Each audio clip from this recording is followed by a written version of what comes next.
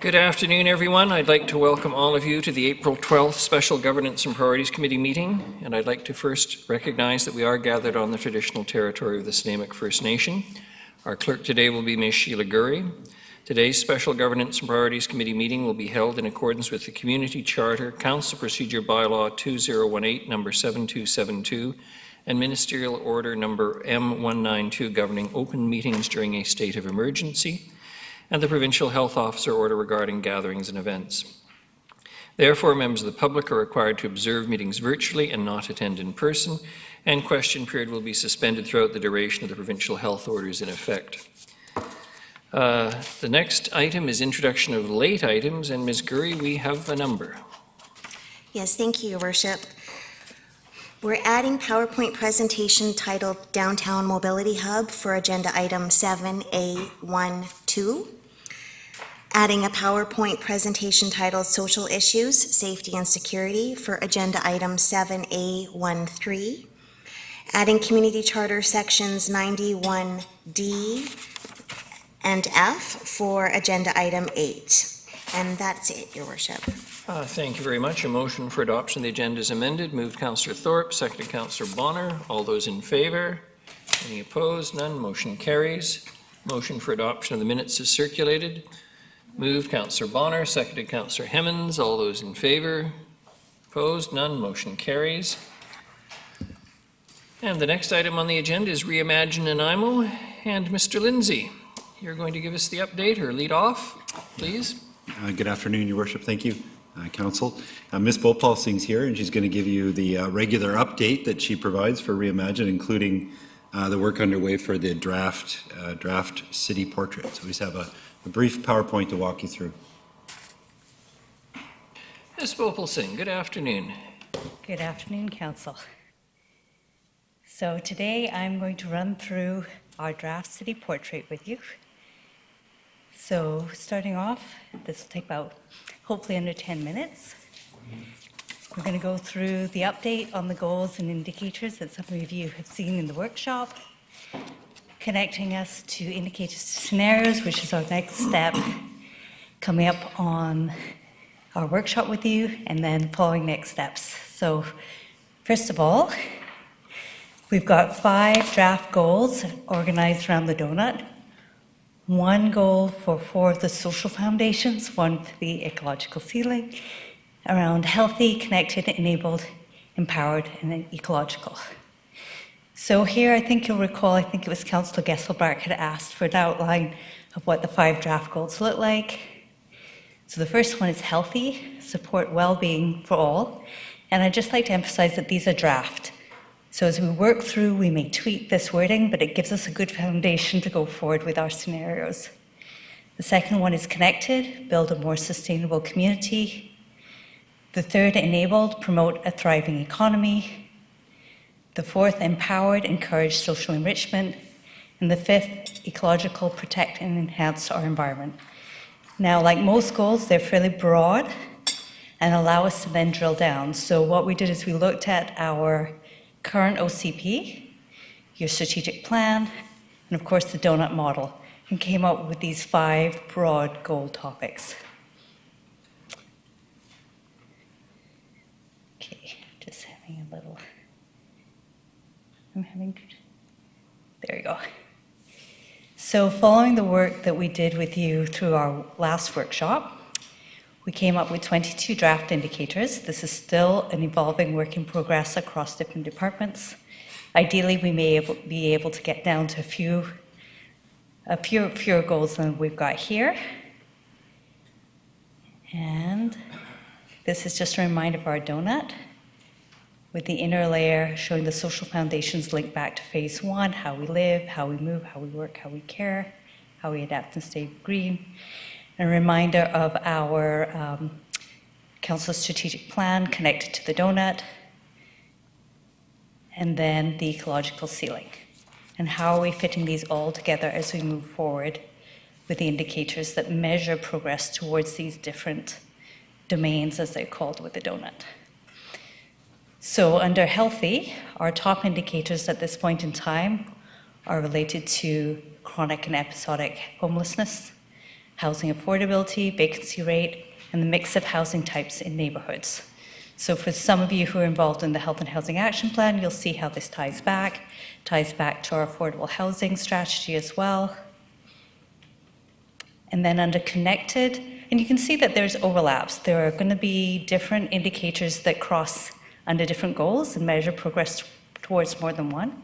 So connected support access and well-being for all, mobility, culture, and community, with the top indicators being transportation by different modes, car, cycling, other different forms, distance driven per capita, access to daily needs, and I'll, with this is how do we, this one is a very interesting one and includes blending a series of smaller indicators into basically walkability. So how close are we to different neighborhoods? How many people live close to where they work, different services, schools, parks, recreation, and amenities. The next one is the land use within our nodes and corridors, and then the last one is access to public access to the waterfront, which we knew was a high one for importance when it came back to our phase 1 survey results.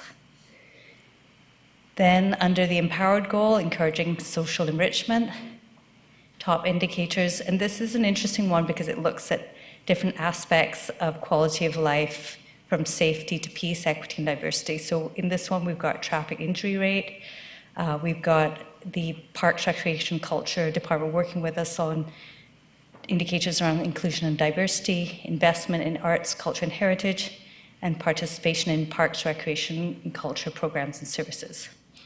This is one where we're still working on refining some of the details within this piece.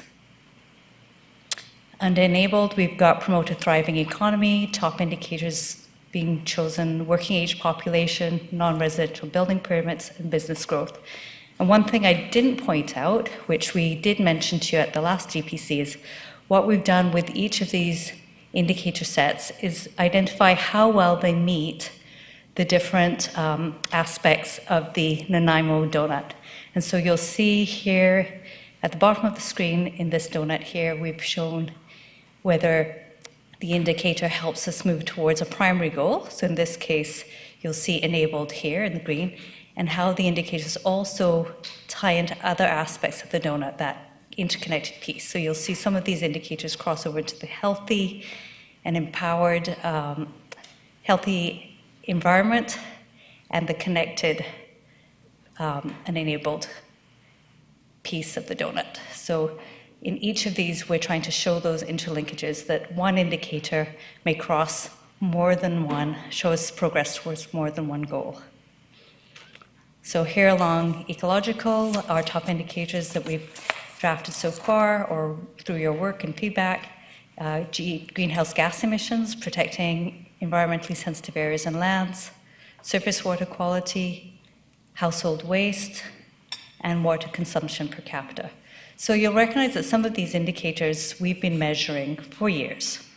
And particularly in our partnership with the regional districts, many of these indicators also give us a baseline with how we are doing within the region with our partners. So again, you'll see here, you'll see that the ecological ceiling, we've got on the outer edge biodiversity, land use, and health.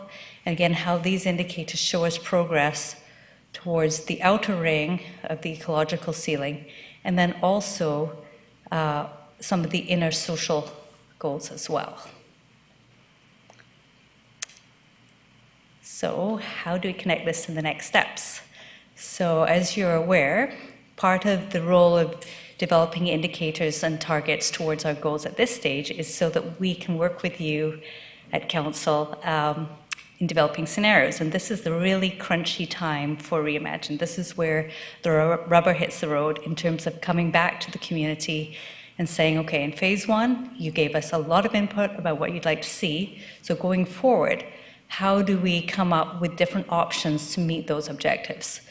And so the work that we are going to be doing with you, and I apologize, the state is going to change, and I'll explain why in a minute, is to use this background work I've just rushed us through to evaluate different scenarios. So right now, we are working with our consultants to come up with up to 3 different options for you to look at and help us refine before we go back to the public. And we are going to be shifting this date of April 29th. As you're all aware, we've had shifting targets with COVID and no longer feel that it's appropriate for us to try and do this even safely distanced in person. So we'll be doing this virtually. So our next steps, we are here in phase 2. We've gone through our donut workshop, indicators workshop, and next we will be working with you on the framing options and exploring options with council. So this will be a really, hopefully a fun, interactive, but serious exercise looking at where we're at now, how far we've come, what policies have helped us reach where we're at, and how do we drive forward going from here into what are the options that lay out a framework for the next 25 plus years of what we anticipate to be different challenges with both population growth and opportunities with economic development, and meeting climate change adaptation and our other goals related to reconciliation and other pieces that we haven't previously considered through our OCP processes. So here we are today. And again, we added in this GPC on the 12th, and we will be proposing a date, this date here, moving this out to May 20th, and to do it virtually with our consultants. And I think we had a good experience thanks to your help doing this virtually using a few online tools. And so we'll be trying to do that again in allowing for hopefully good input from all of you with staff to look through the scenarios before we go out to the public. So we hope to have this done in as fun and interactive a way as we can, despite the challenges of not doing it in person. So I will pause there and apologize for my very rushed appearance at the beginning and see if you have any questions. Councillor Turley, please. Thank you, Your Worship. For you too, Ms. Gopal Singh. I'm curious under the empowered slide where crime stats would fit. Does that fit in there, or is it not a significant issue? Or It could fit in that section here. So this was under empowered? empowered. Sorry, that could be a statistic there. One of the things we were looking at in the workshop is we could measure a range of different pieces and trying to figure out how reliable that data is and what it shows us. So this is what we ended up with currently. If that's something that council would like to see considered, we can look at that. Okay, thanks. Councillor Hemmons. Thank you, Your Worship. Question through you. Will our committee members be involved in the scenario identification like they were in the last one, the charrette? The one that we had planned with council was going to be council and staff. We are going to both the Committee on Accessibility and Inclusiveness as well as the Environment Committee to go back and speak to them about the indicators that we've just shortlisted and shown you today.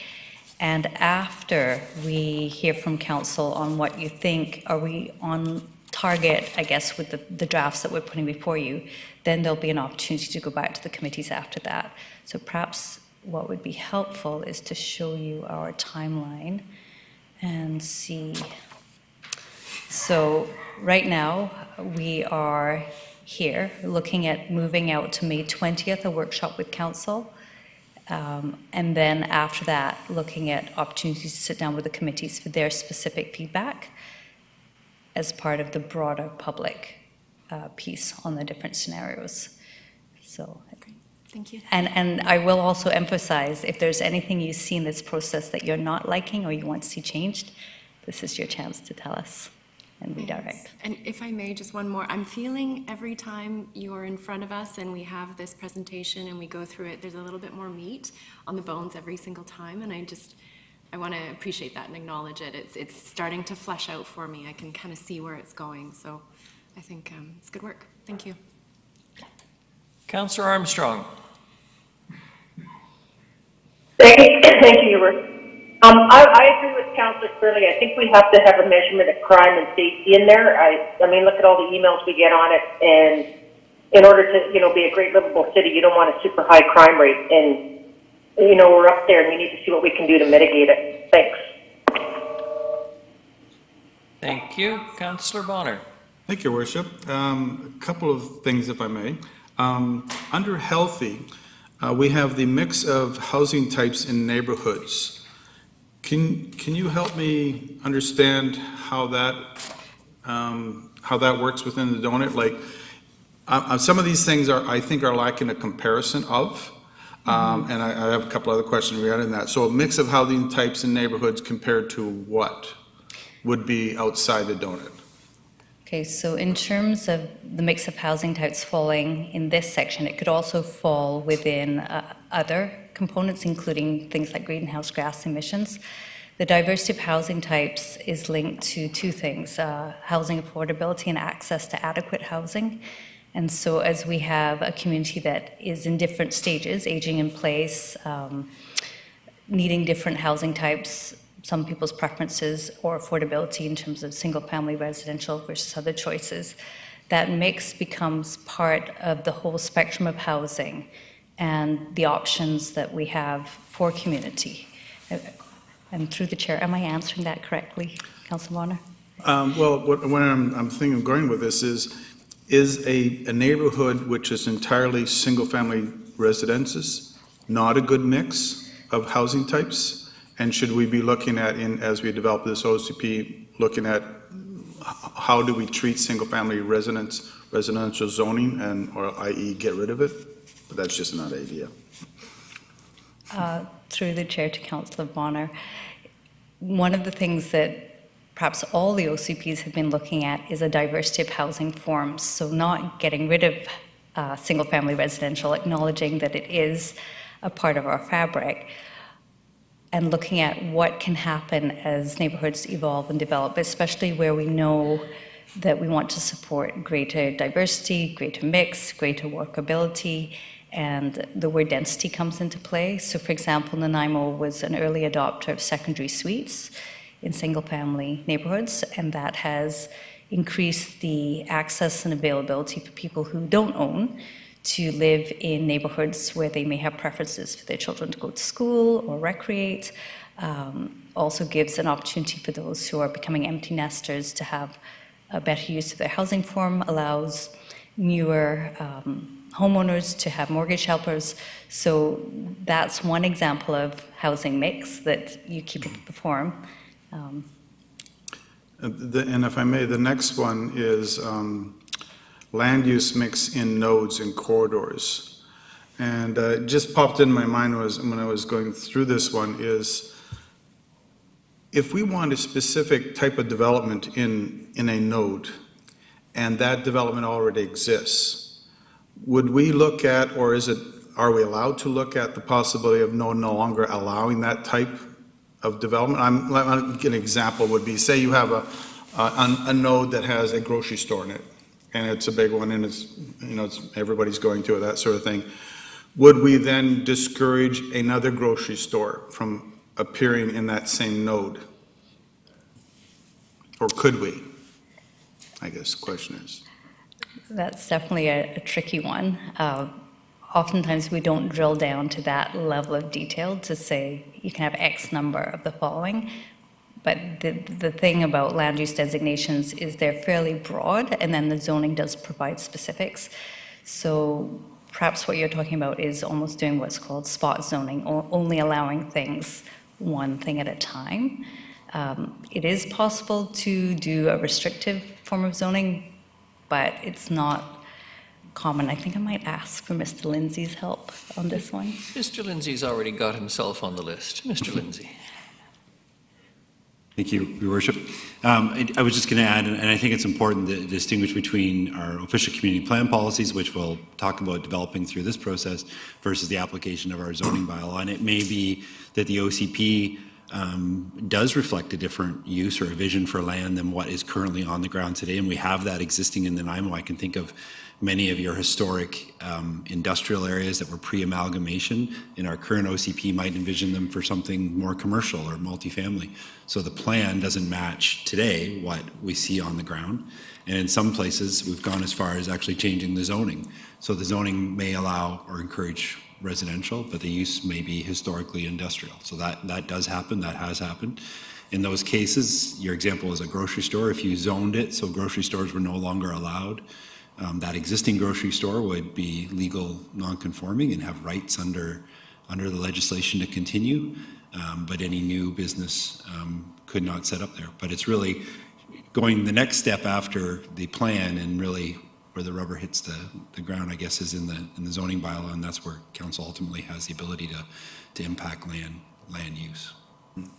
I was thinking along the idea of a flexible zoning, so that if an area was, say, corridor 3 in this area, and was corridor 3 Wellington or something like that, and the number of opportunities for business or development were listed as this zoning allows this, and once one was filled, then it was no longer available for all the rest of them in that area, in that node.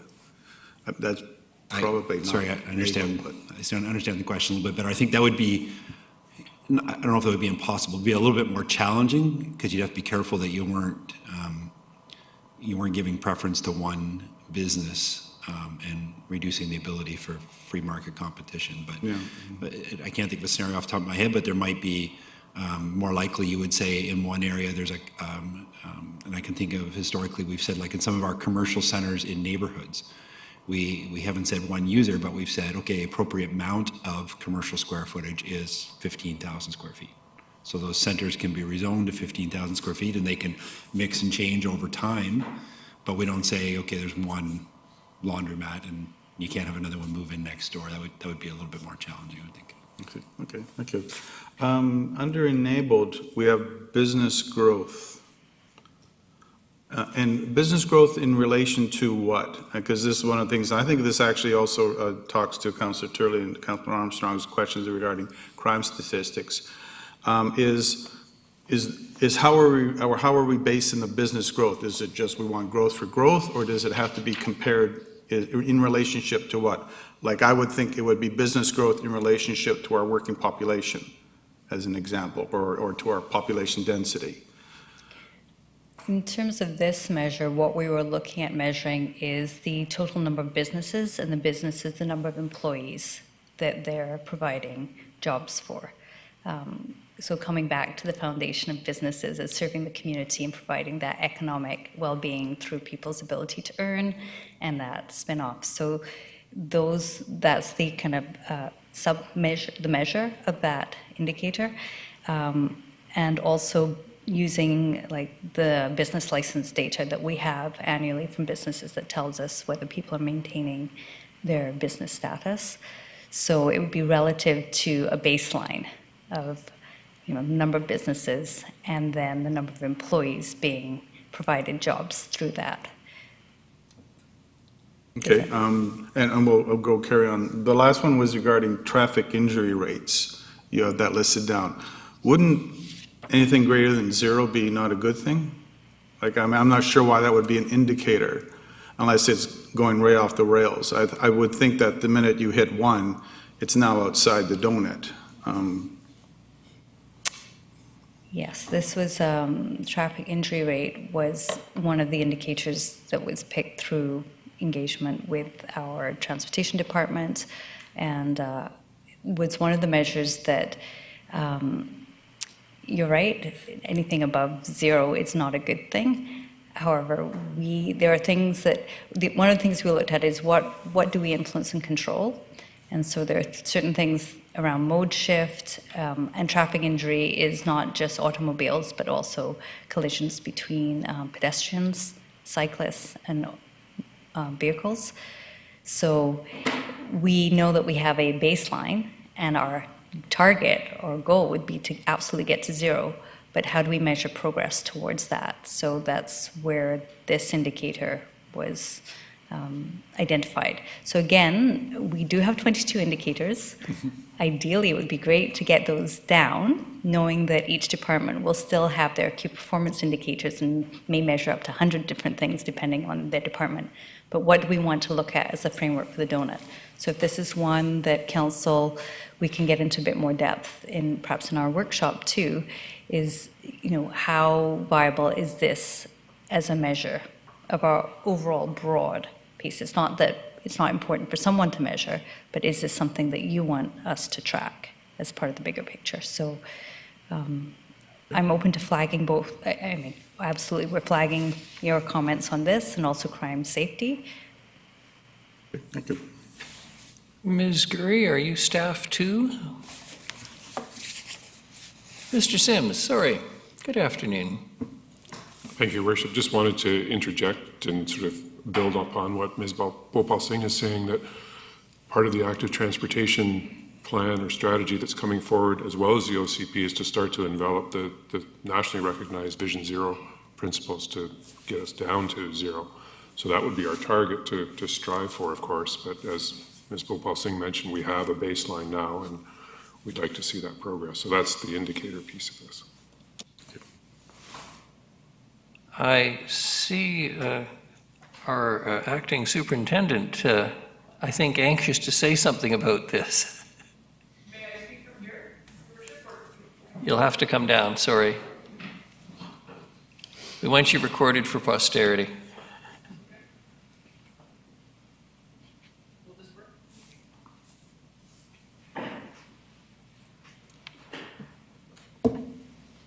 Through your worship, with the traffic injury rate, some of the things that we notice as you change communities, and Bill will be able to speak to this, sometimes we have people using them in ways that were not intended that can increase collisions and speed incidents. So you'll get people who, as you traffic calm one area, they find a rabbit loophole to try and get around. So I think measuring the traffic rate has some value so that we can see the behavioral trends.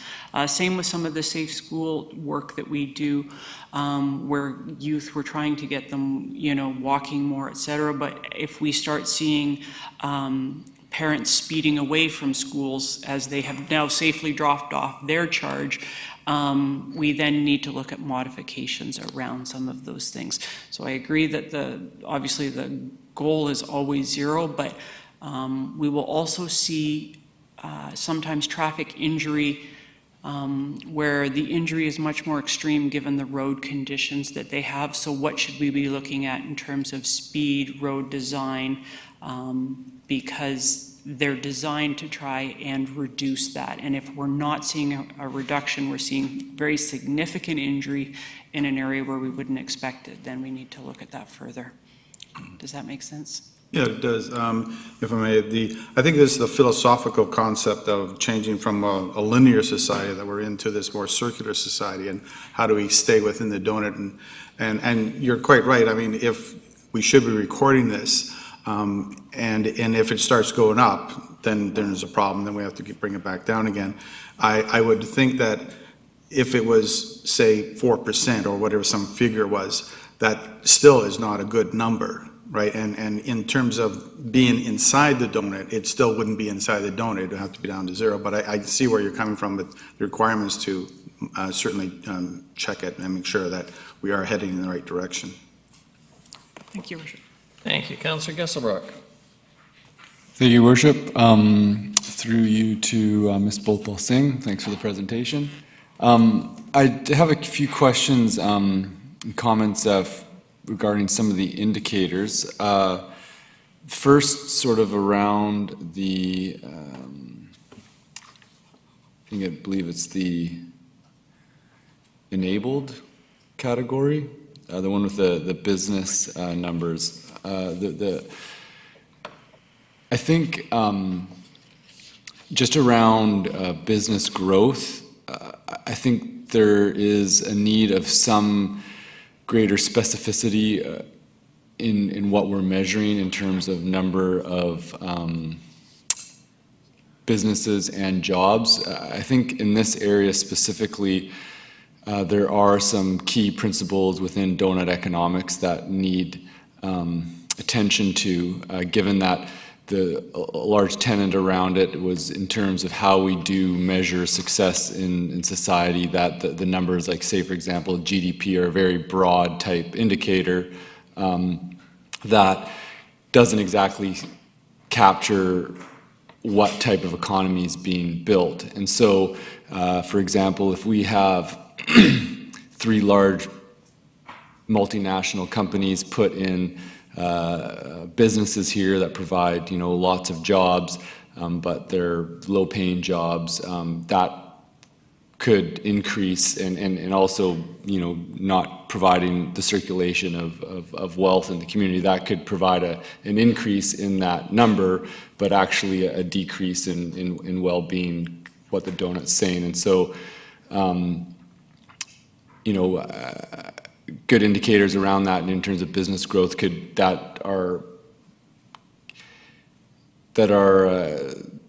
I forget what the word of the type of indicators that demonstrate that are representative of a larger change, but say would be small business numbers. The more small businesses that increase, that's reflective of higher wage jobs and greater economic resiliency of a community. It could be specificity around business, green, sustainable businesses. The indicator that Vancouver uses, demonstrating a type of shift into the type of economy that the donut is speaking to. It could be an indicator specifying sort of diversity of business types, for example. If we have a lot of businesses in one type of area, it could, indicate fragility as opposed to sort of a more diverse local economy. So an indicator that could capture that. But I think that more attention put on that, taking into consideration sort of the key principles. The other question I have regarding non-residential building permits, is that basically improvements, business improvements for tenant improvements? Anything non-residential, we would include new commercial buildings, new industrial buildings, new institutional projects, I guess. So it could be new buildings altogether, or as you mentioned, it could be renovations or alterations to those buildings. Mm-hmm. Okay. I think that's another one that I think some attention to ensure that it is really speaking to the basic principles of the donut and not capturing a number that may not reflect developing the type of economy that the donut speaks to. In terms of the empowered indicators, for inclusion and diversity, I was curious what type of measures would be included in that. So that's very much still a work in progress. Okay. One of the things, I guess, through the chair, if I could go to Councillor Gaspard's comment around the business diversity in jobs and employment. One of the challenges we have with the donut economics is one of the principles they said is start with what you have data accessible for to measure. And so you may recall in our workshop that we had indicators and then we had ones that were supporting statistics, ones where they're important to measure, but we may not get the data as frequently, the quality may be not reliable. So things that we know we'd like to measure in terms of ensuring that jobs are locally based and green and using less energy, or some of those factors. The criteria for measuring that, we don't have tangible, easy measures through Statistics Canada or even our own resources that would be reliable. So we have identified things that are supporting statistics and also future indicators. So as data becomes better, if we want to invest our own efforts into collecting them, that can supplement those very social and environmental sustainability objectives. So we had looked at those, but the reliability of some of that information just isn't there for us yet. So it doesn't mean that we wouldn't have that as part of a monitoring program in the future.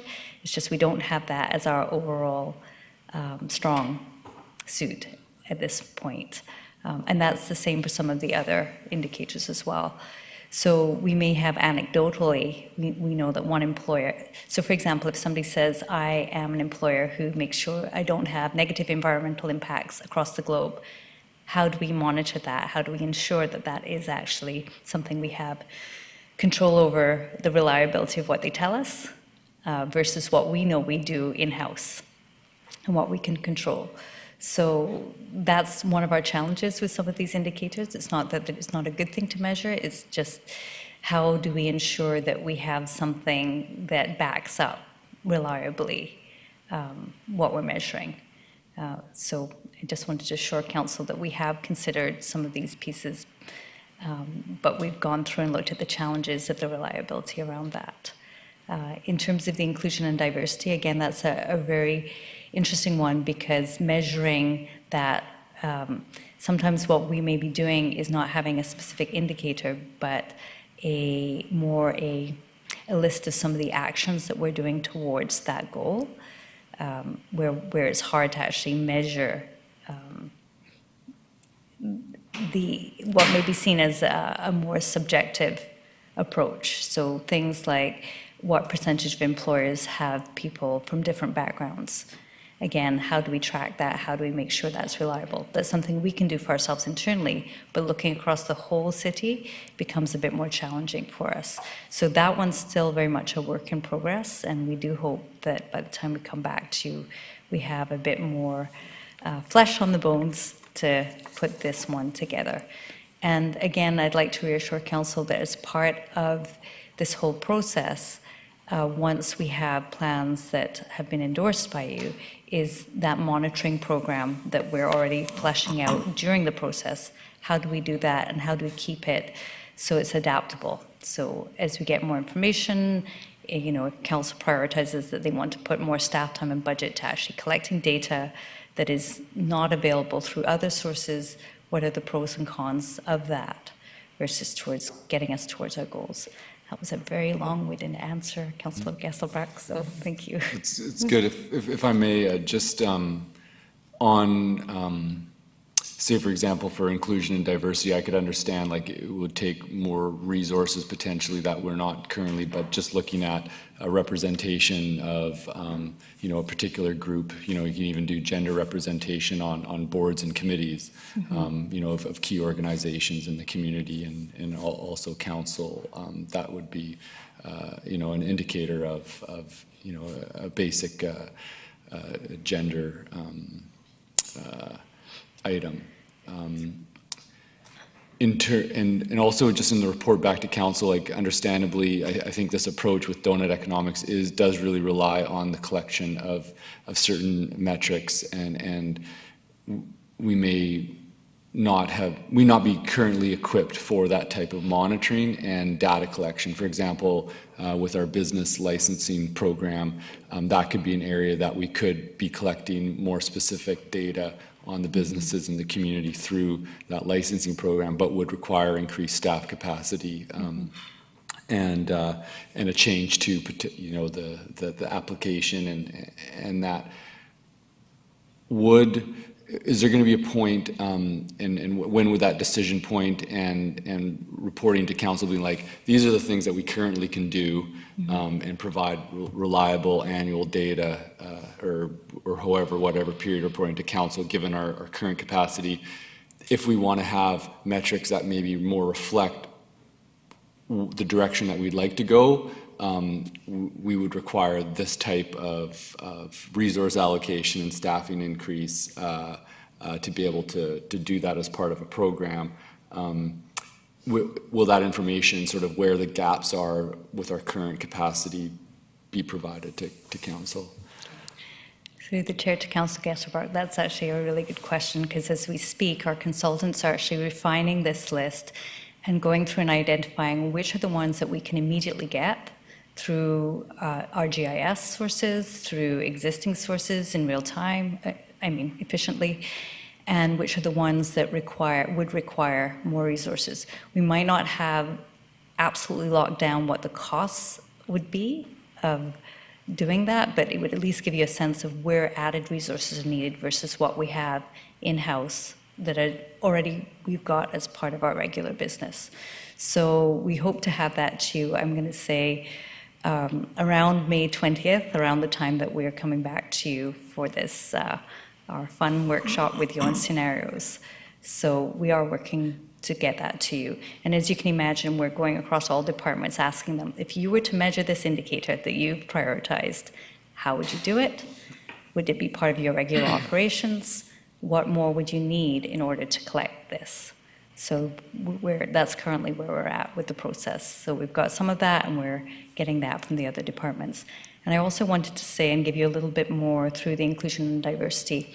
Some of the more tangible things we can do is measure participation in certain programs by neighborhood, for example. You know, one form of inclusion and diversity is how well across neighborhoods of different socioeconomic categories do people have access to different trails, to participation in parks, rec, and culture programs that maybe build youth resiliency. We may have some tangibles like that. And then, in fact, that's data we do collect that we can put in as indicators. The challenge is we may have 20 or 30 of those, and which is the top one to pick as a measure. And we have our Parks, Recreation, and Culture Department, for example, do collect numerous data. For example, who participates in the LEAP program. That's another one in terms of making barrier-free access to programs. So those are all kind of shortlisted in there, and as soon as we get a bit more definition from Parks, Recreation, and Culture, we'll come back to you with some more specifics. Great. Yeah, thank you. And I think another indicator, that piece around the food security is something that, we may not have the capacity at the moment to measure, but there are some great measurements out of the city of Vancouver, looking at business licensing as well in the community that look at sort of different resourcing and food systems across the community. So thank you very much. Councillor Hammond. Thank you, Your Worship. Some disparate thoughts. I also picked up on the business growth, and I wonder if we could switch that to perhaps business enrichment and think about the indicators that both Ben and Don have asked for in terms of, I don't think growth for growth's sake is what we're trying to get to. It's the right kind of growth, and I think we could probably flesh that out a little bit more. In terms of the, switching screens here, the empowered section, I know it's not as fleshed out as the others. You had indicated that. And I was stuck here for a little while longer than the rest. But I actually think this one has a lot of potential because we're reordering things. And I think the exercise of doing this kind of framing everything into the donut model is that we're looking at the interconnectivity of plans and the crossover and how one plan's success supports the other plan, the success of another plan, et cetera. And so I actually like that we have traffic injury rate along with investments, arts, culture, and heritage. I think it's neat to think about things in different ways. And a specific question, and I'm going to use the traffic injury rate as an example. So if we're suggesting we obviously want a traffic injury rate of 0, and will staff tell us what our current measurement is, and then give us those those opportunities to flesh out. If we go for scenario 3, which is no traffic injuries, this is the investment we would have to make to do all of that. And is that how the scenarios fit in? Okay, through the chair to Councillor Hammonds. Whether or not we get that specific on traffic injury rate with the land use scenarios, one of the things that you will get, and I'll perhaps go to this one in particular around connected, where land use ties in so many of our social, economic, and environmental goals, is where different scenarios will take council and what the implications will be from a range of different costs, whether it's economic costs, asset management, our target greenhouse gas targets, our social sustainability, is in some of these pieces around the land use mix and nodes. So if we go with one scenario, what does that look like for getting you further for these goals? What are the cost implications? Because what we're trying to do is give you the ability to balance the different choices that you have to make. And with the scenarios, it's important to note that we're putting in front of you draft scenarios that you'll help us tweak and adjust, is that we're not saying it's either this scenario or that scenario. We will be picking from a range of different pieces. You might say scenario 1 gets us further ahead in our transportation, and by de facto, if we do things this way with separated modes of transit, we may reduce accident rates. However, this will actually maybe take us a different route than in our land use mix, for example, or people may be driving more, for example. So what we want is a combination of this aspect of this scenario, maybe this aspect of this, and with the end result that we pick one that is a balance of council and the community's priorities. So it's a very creative exercise. It gets messy, but what we're doing is providing you with the technical details to layer so that you can make those choices and understand what are the implications long-term for asset management, what's the implications long-term for all those 5 broad goals. So that's our hope, is to do that with you. And so you have a chance to, the whole point of the workshop is that you're shaping the technical work we're doing so that when we go to the community, we're going with 3 different scenarios for the community to then respond to. And then we take that feedback, we come back to you and say, okay, now how do we work with what will be a final scenario that will guide what our maps look like and what the policies we have in our plan. So there's 2 pieces. One is the land use designations, the other is the policies that support that. Councillor Thorpe. Thank you, Your Worship. If I may, through you to Ms. Bhopal Singh, that's something I was just thinking about, and you actually just addressed it in your last comments, at least partially, because I'm sitting here thinking we're talking about what council or individual councillors wish to see in this plan and give our direction. But it seems to me that the purpose of Reimagine Nanaimo is to hear from the community. And so I'm thinking, where does that fit into what you've been talking about here today, where we are giving our ideas, our priorities, and then I hear that we're putting those out there for the community to respond to, if I heard you correctly. Mm-hmm. But it seems to me we should be hearing from the community and then responding to the community wishes. So there's a question for you. Thank you. Through the chair to Councillor Thorpe. What we've done is we're bringing forward, we did a tremendous amount of work hearing from community in phase 1, and then also bringing in a range of plans, whether it's health and housing, food security, economic development. All of that feedback is what we're using to try and bring different scenarios. So when we're coming to you, we're actually asking that you confirm that what you've heard and what we've heard during phase 1 makes sense in the options that we're presenting to the community. And so it's not that you'll be making any decisions per se on those final, it's how we're presenting that information. And are we providing the range of options based on what people have told us is important? And so, and what you've heard in your role during phase 1 and in the different committees you've sat on. So I got up here where we are, and I think the key thing is, and perhaps what I haven't emphasized, is that staff are taking this feedback from phase 1 in building a range of different options for how the next, how the future looks. And so what we're doing here, and perhaps this round wheel here of exploring, is ensuring that we're going back to the community for their feedback in phase 2, but we're presenting them with options that make sense with what they've told us are their priorities. And if we were to go straight without checking in with you, you wouldn't have a chance to say, that doesn't quite sound like what we heard, or that wasn't when I sat on economic development or the environment committee. I'm not sure we've got a choice here that meets what we heard here. So we're asking for your confirmation and feedback before we go out to the community and say, here are 3 different ways to approach our future growth and some ways to address it.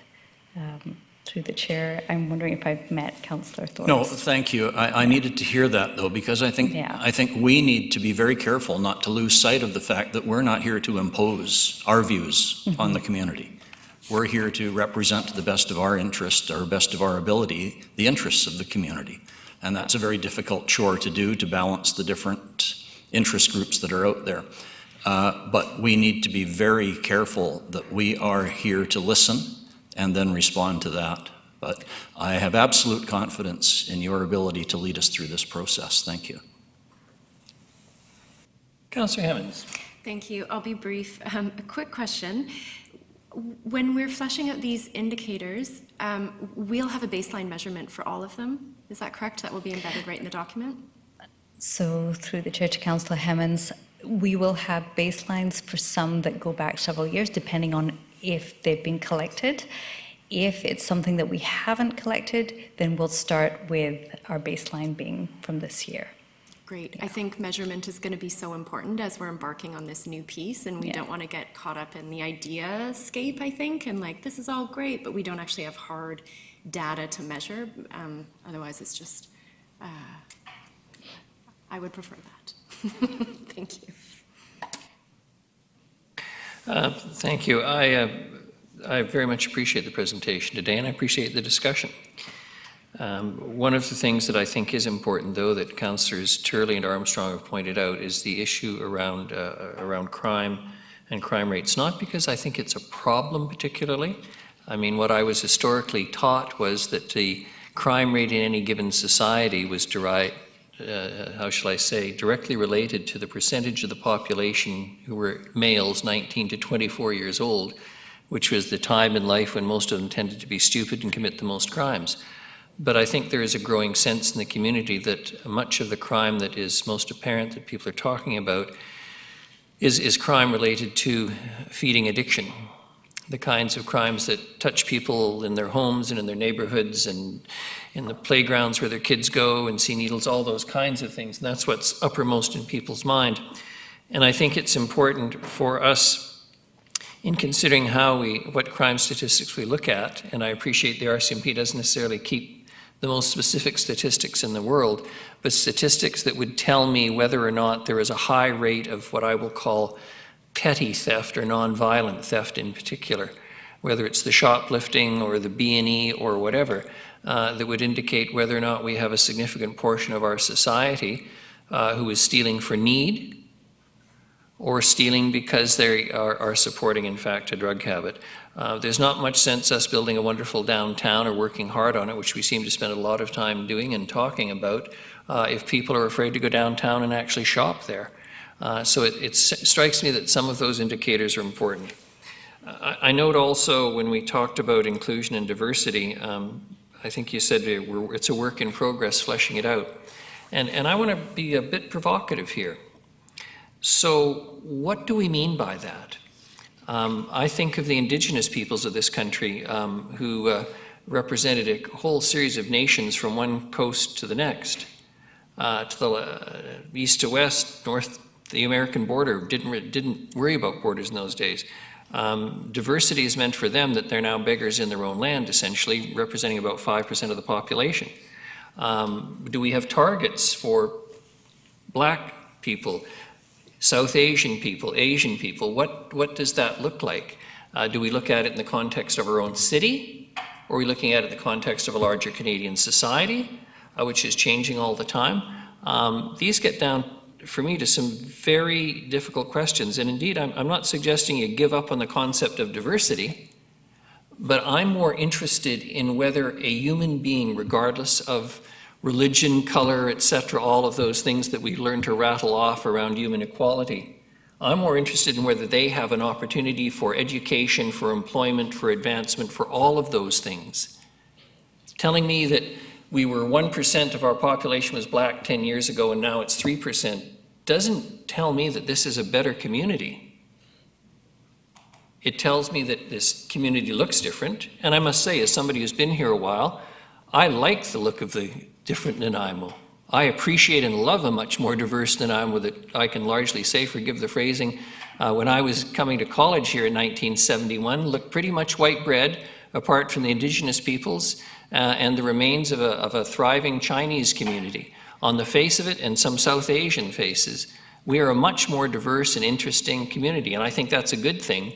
But I think when we're trying to talk about measuring diversity, what exactly is the goal here?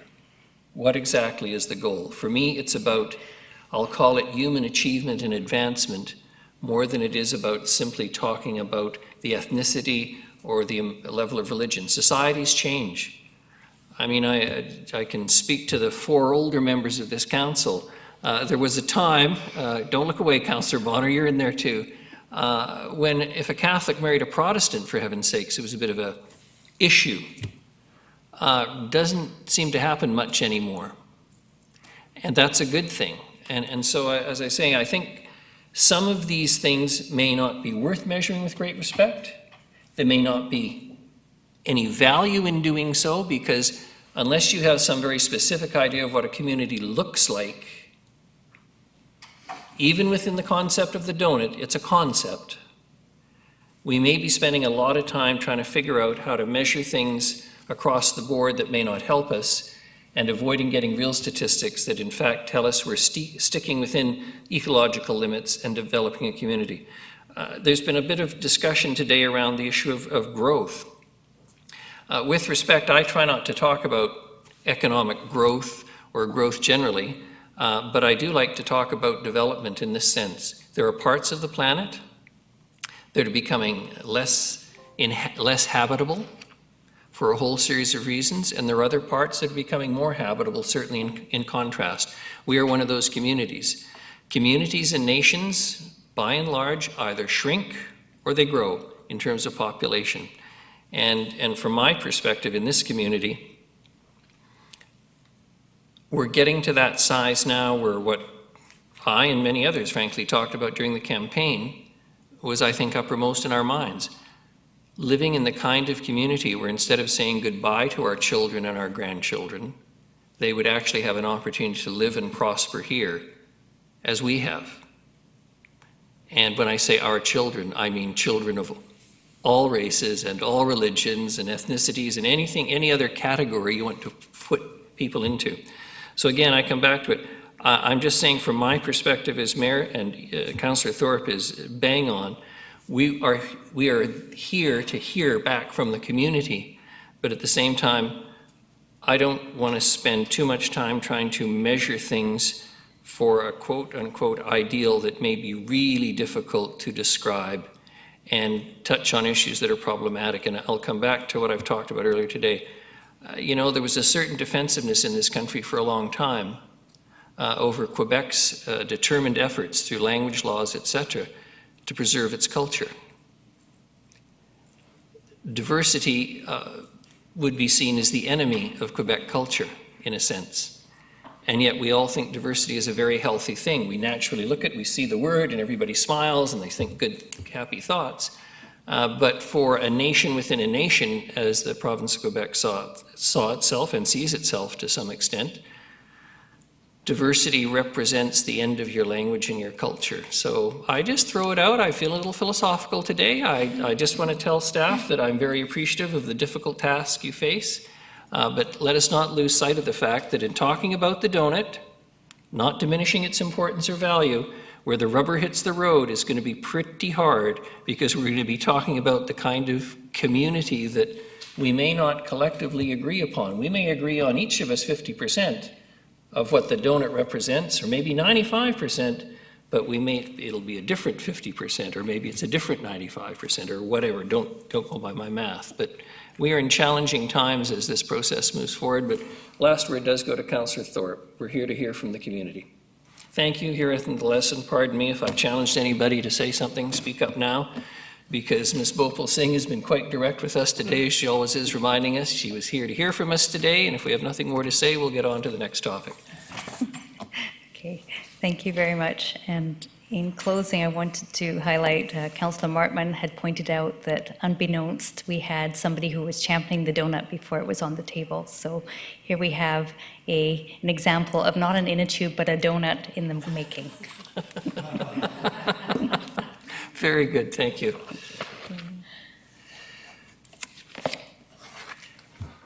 Next is agenda planning. Ms. Gurry. Thank you, Your Worship.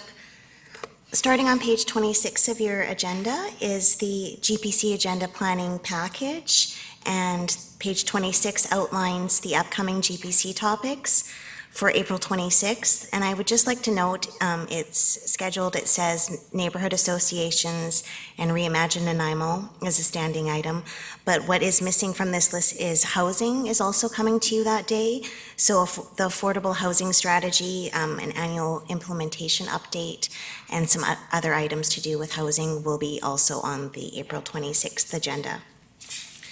Moving on, starting on page 27 is your GPC matrix, and it has your list of items as well as staff items that are from their work plans, which are set from your council strategic plan. And if there are any other items that you would like to bring up and/or add to the list, now would be the time. Otherwise, it's just here for your information today. Councillor Hemmons. Thank you, Your Worship. I've asked this question previously and I completely forgot the answer. The GPC on neighborhood associations, how are we ensuring that folks know about that, who are involved in neighborhood associations, and know that they can participate? Mr. Lindsay.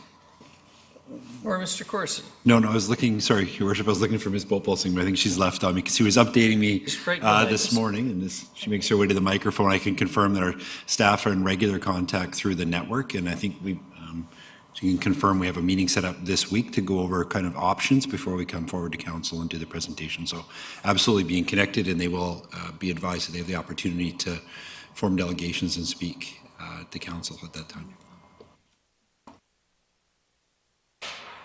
And just one more quick note to add to that, and Mr. Lindsay can correct me later if I'm wrong, but there could be yet an additional process after this next one. So we've already done one session on neighborhood associations.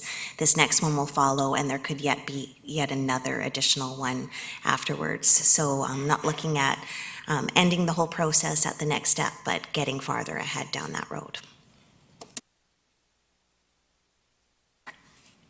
Anyone else on this topic? If not, it's on to reports. Sorry, Your Worship. Sorry, Councillor Thorpe. I'm not sure if this is the time to bring it up, but I have been considering a topic that I'll just mention it for future reference, and I need to give it more thought as well. But I'm getting a lot of correspondence related to Westwood Lake, and I think a possible topic for discussion or a staff update would be things related to Westwood Lake as a recreational facility, specifically the multi-use of the trails around the lake, the land use around the lake, the parking problems related to increased usage at Westwood Lake, and other things that I'll probably think of later. So I'll just leave it at that for now, but it's something that I could maybe get back to you later on, Ms. Gurry. Thank you. Thank you, Councillor Thorpe. I think that is a very good idea because it is, we're in the stage where we're loving Westwood Lake to death. Maybe COVID, the passage of it, which will come, I'm sure, may change that. But in the meantime, you're quite right. It's been the source of a lot of commentary on all the topics you mentioned. Councillor Gesselbrock. Thank you, Your Worship. Just through you to Councillor Thorpe, is that something that you'll be putting forward, like a motion and submissions for a potential topic, or just flagging something that you might be doing in the future? Councillor Thorpe. Certainly, thank you. I can certainly give it a bit more thought and refine my wish and put it forward as a motion at a future date, yes. Thank you. Thank you very much. Then we are on to reports, community wellness / livability, downtown Nanaimo Council update. Mr. Lindsay, you're going to introduce, and Mr. Corson's going to carry the can. Absolutely, Your Worship. I'll just give Mr. Corson a minute to get set up, but he's going to lead you through the afternoon of this overall discussion regarding downtown, and we're going to break it down into some theme areas, but I'll turn it over to Mr. Corson and let him walk you through the rest of the afternoon. Mr. Corson, welcome. Thanks, Your Worship. Yeah, so the idea today was to to kind of come back and look at our downtown session from 2019, and this format's not ideal, but the idea was to try to break the GPC down a bit and have a bit more of a discussion around some of the topics. And one of the things I think we want to do back in 2019, we had an initial session on downtown to get council's ideas on priorities, and we'll go over those in a minute. But I think a lot's happened since that session in July of 2019. Obviously, things were looking really positive back then. We had the night market going, there was lots of investment going on, and there still is. And then, of course, we got hit by COVID last year, and I think downtown's still in this kind of bit of a recovery phase at the moment. But I think lots of good news for downtown.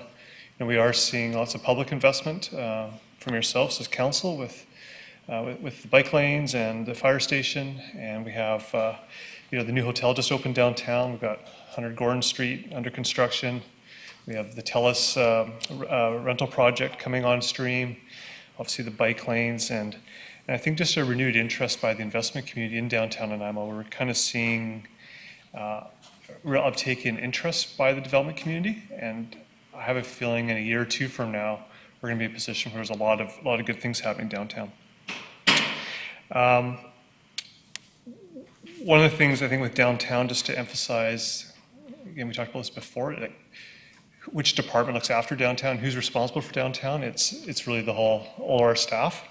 And so we have Public Works doing their good work with cleaning and maintenance, and we have the engineering team working on all the design work and making sure utilities are in good shape. Our Parks team looks after all the horticulture and the washrooms downtown, and we've got obviously our bylaw officers looking after parking and safety and security, and we have our planning department looking after applications and helping direct investment to the downtown. And I think we're even expanding things more now, where we have our IT department involved in looking at some of the opportunities for kind of the whole Gigabyte City opportunities that present itself in the downtown core. So I'm just going to and I know we bring this out every time, but again, this was the work we did in 2019 with council. We had this session, and Madeline Coe produced this facilitated graphic image of kind of your priorities, and in those priority areas, we had these 5 areas. So public realm improvements, downtown mobility, the whole safety and security of downtown at the time, key site redevelopment, and One Port Drive.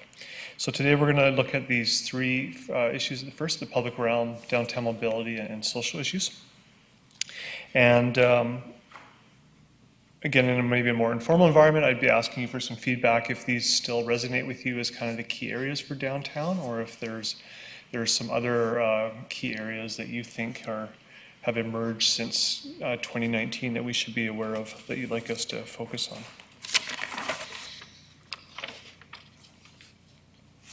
And if not, that's fine. I hope that we have a bit more of an open discussion today. We can, as we get into topics, you might want to raise some more issues with us. So really today is to give you an update on work that's underway, so that you know that each of these areas is being worked on. Some of the areas, such as downtown mobility, Mr. Rose and his team have been working very hard on that, and they're going to come back and do a fuller GPC with you on it. So today is kind of an appetizer, just to let you know what's happening. And same with Mr. LaBerge and downtown safety. So he's going to give you a bit of an overview where we're at. We'll have another session with council on safety and security. So a bit of a taster. If you want to really get into the weeds, we'll have that session at an upcoming meeting. What I'd like to do is take the information we get today and come back to you with essentially a summary document that shows what's happening in each of these 5 areas. And then you have kind of a takeaway for downtown. So here's what this council is doing with regard to the downtown core in 2021 and 2022. So kind of working that 2-year time horizon for you. So that's kind of the goal of today. And now the idea is to go through the 3 main topic areas we discussed. So we're just going to change the PowerPoint. And the first one we're going to get into is the public realm and beautification projects.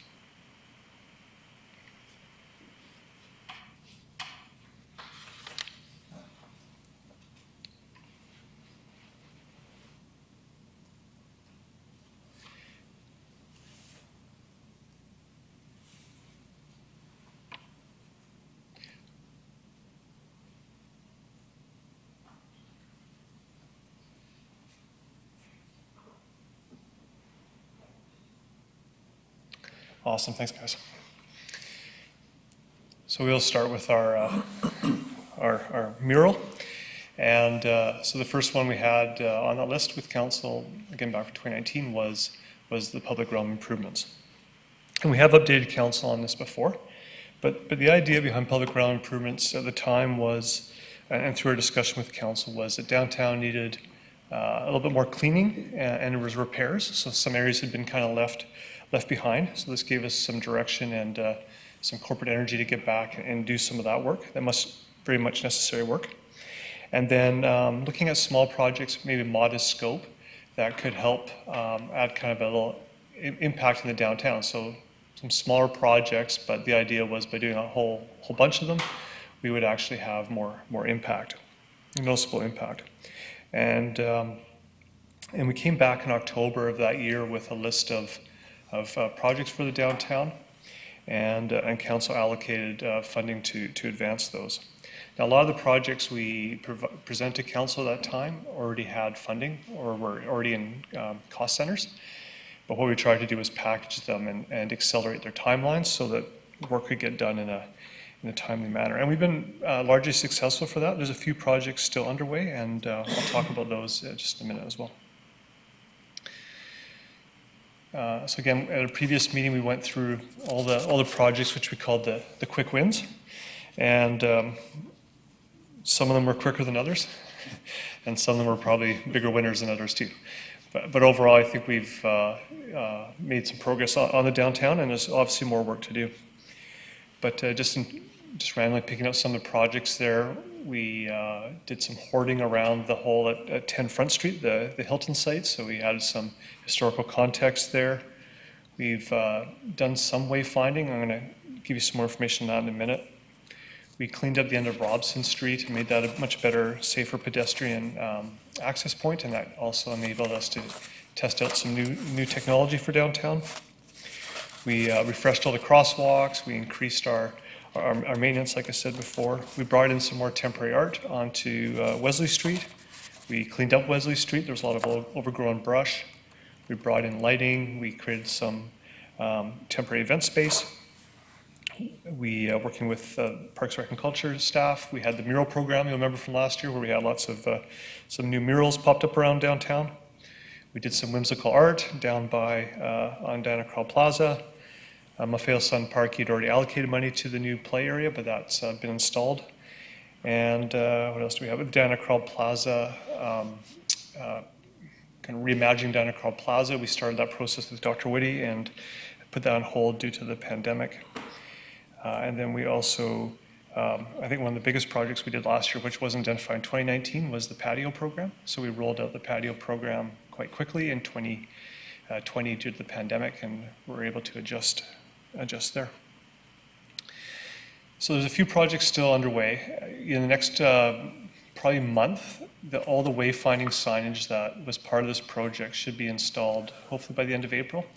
And this is to help, these are similar to the ones you see on the Bastion Street Bridge, and these will be throughout the downtown core in these locations, so providing direction to people when they come to the downtown core and providing mapping so people can help navigate the downtown core. So that will be here soon. And then the other one we're working on is the Nanaimo sign, which is going to be a fun project. I think it'll be popular with the public for getting a selfie or moving, getting some Instagram photos with. And this is tied back into, Council's probably aware of the 100,000 Voices campaign that our communications department's working on, and it comes out of the Mayor's Task Force, which is all about creating some more enthusiasm for Nanaimo and helping people kind of celebrate the community they live in. What's going to be interesting with the Nanaimo sign, it'll be similar to the Ottawa and Toronto signs, but the O in the Nanaimo is going to be a bit of a play on, and depending on how you look at it, it could be the donut. It's going to kind of showcase the new circular economy that we're moving towards, and also kind of represents everyone working together. And the O is going to be colored in various tones, which kind of represent the diversity of the community that the mayor was just speaking to a little bit. So that should be coming to Maffeo Sutton Park in probably the end of the month. And so look forward to people getting out there and getting their photos taken with that. The Tideline Park project was one that's been worked on by the volunteer group in the downtown core, and that's going to be rescheduled to 2022 as part of larger works we're doing in the area. So, Mr. Corson, Councilor Martin has a question. Is, through the chair, is our sign going to have color? Yes, our sign right now is white and blue, and the O will be a variety of colors, kind of rainbow colors. Okay, thank you. Yeah. I wanted something artistic in there. Yes, it's a little bit fun, yeah. And it's just in terms of scale, it's 5 feet tall, so it's about as high as my shoulder, yeah. I have a question, Your Worship. Please, Councillor. Thank you. Going back to the sign thing, because I've been following a lot of people on social media that don't like it. They would prefer to go back to the picture frame that we used to have. Is it possible to have like that picture frame with the Nanaimo on top of it? I guess one of the things that people were saying again is that now we have 3 or 4 different ways of representing Nanaimo with different versions of lettering, etc. So if we're trying to market Nanaimo, we should have consistency with one type of Nanaimo sign. Thank you. Yeah, thanks for your feedback, Councillor Armstrong. Carry on, Mr. Corson. Yep. So what we'd like to do, and then Dana Carl Plaza, again, this study for Dana Carl Plaza will probably recommence this fall once hopefully we're heading towards a new normal, and Dr. Whitty will be leading that process. So what we're hoping to do today on this file was talk to council about some other ideas, and really these are projects that we could do likely be implemented next year, but these are the ideas. We have a list of ideas here for you, and we'd like to get a sense from you what your priorities are, if there's some of these you're more interested in.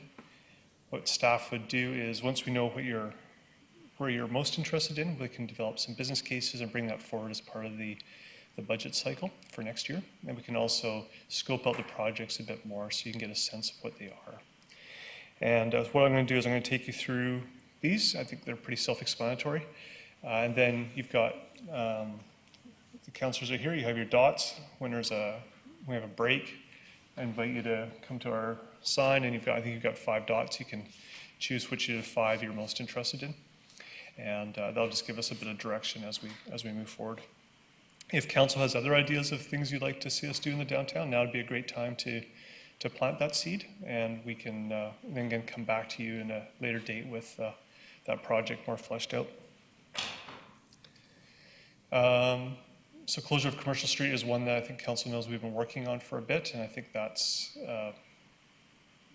one that you're welcome to provide your feedback on. More permanent public art in the downtown core. These are examples from the birds from Vancouver. So curious if you're interested. Right now our public art program is largely focused on the waterfront. It's not actually in the downtown core. So I'd like to get some feedback on that. Dallas Square, that cenotaph is in a stage where it would probably benefit from a bit of a facelift, and with Front Street, the bike lanes going in, it creates a bit of opportunity for us to go in there and do some work. So again, I'd like to understand where that fits in your priorities.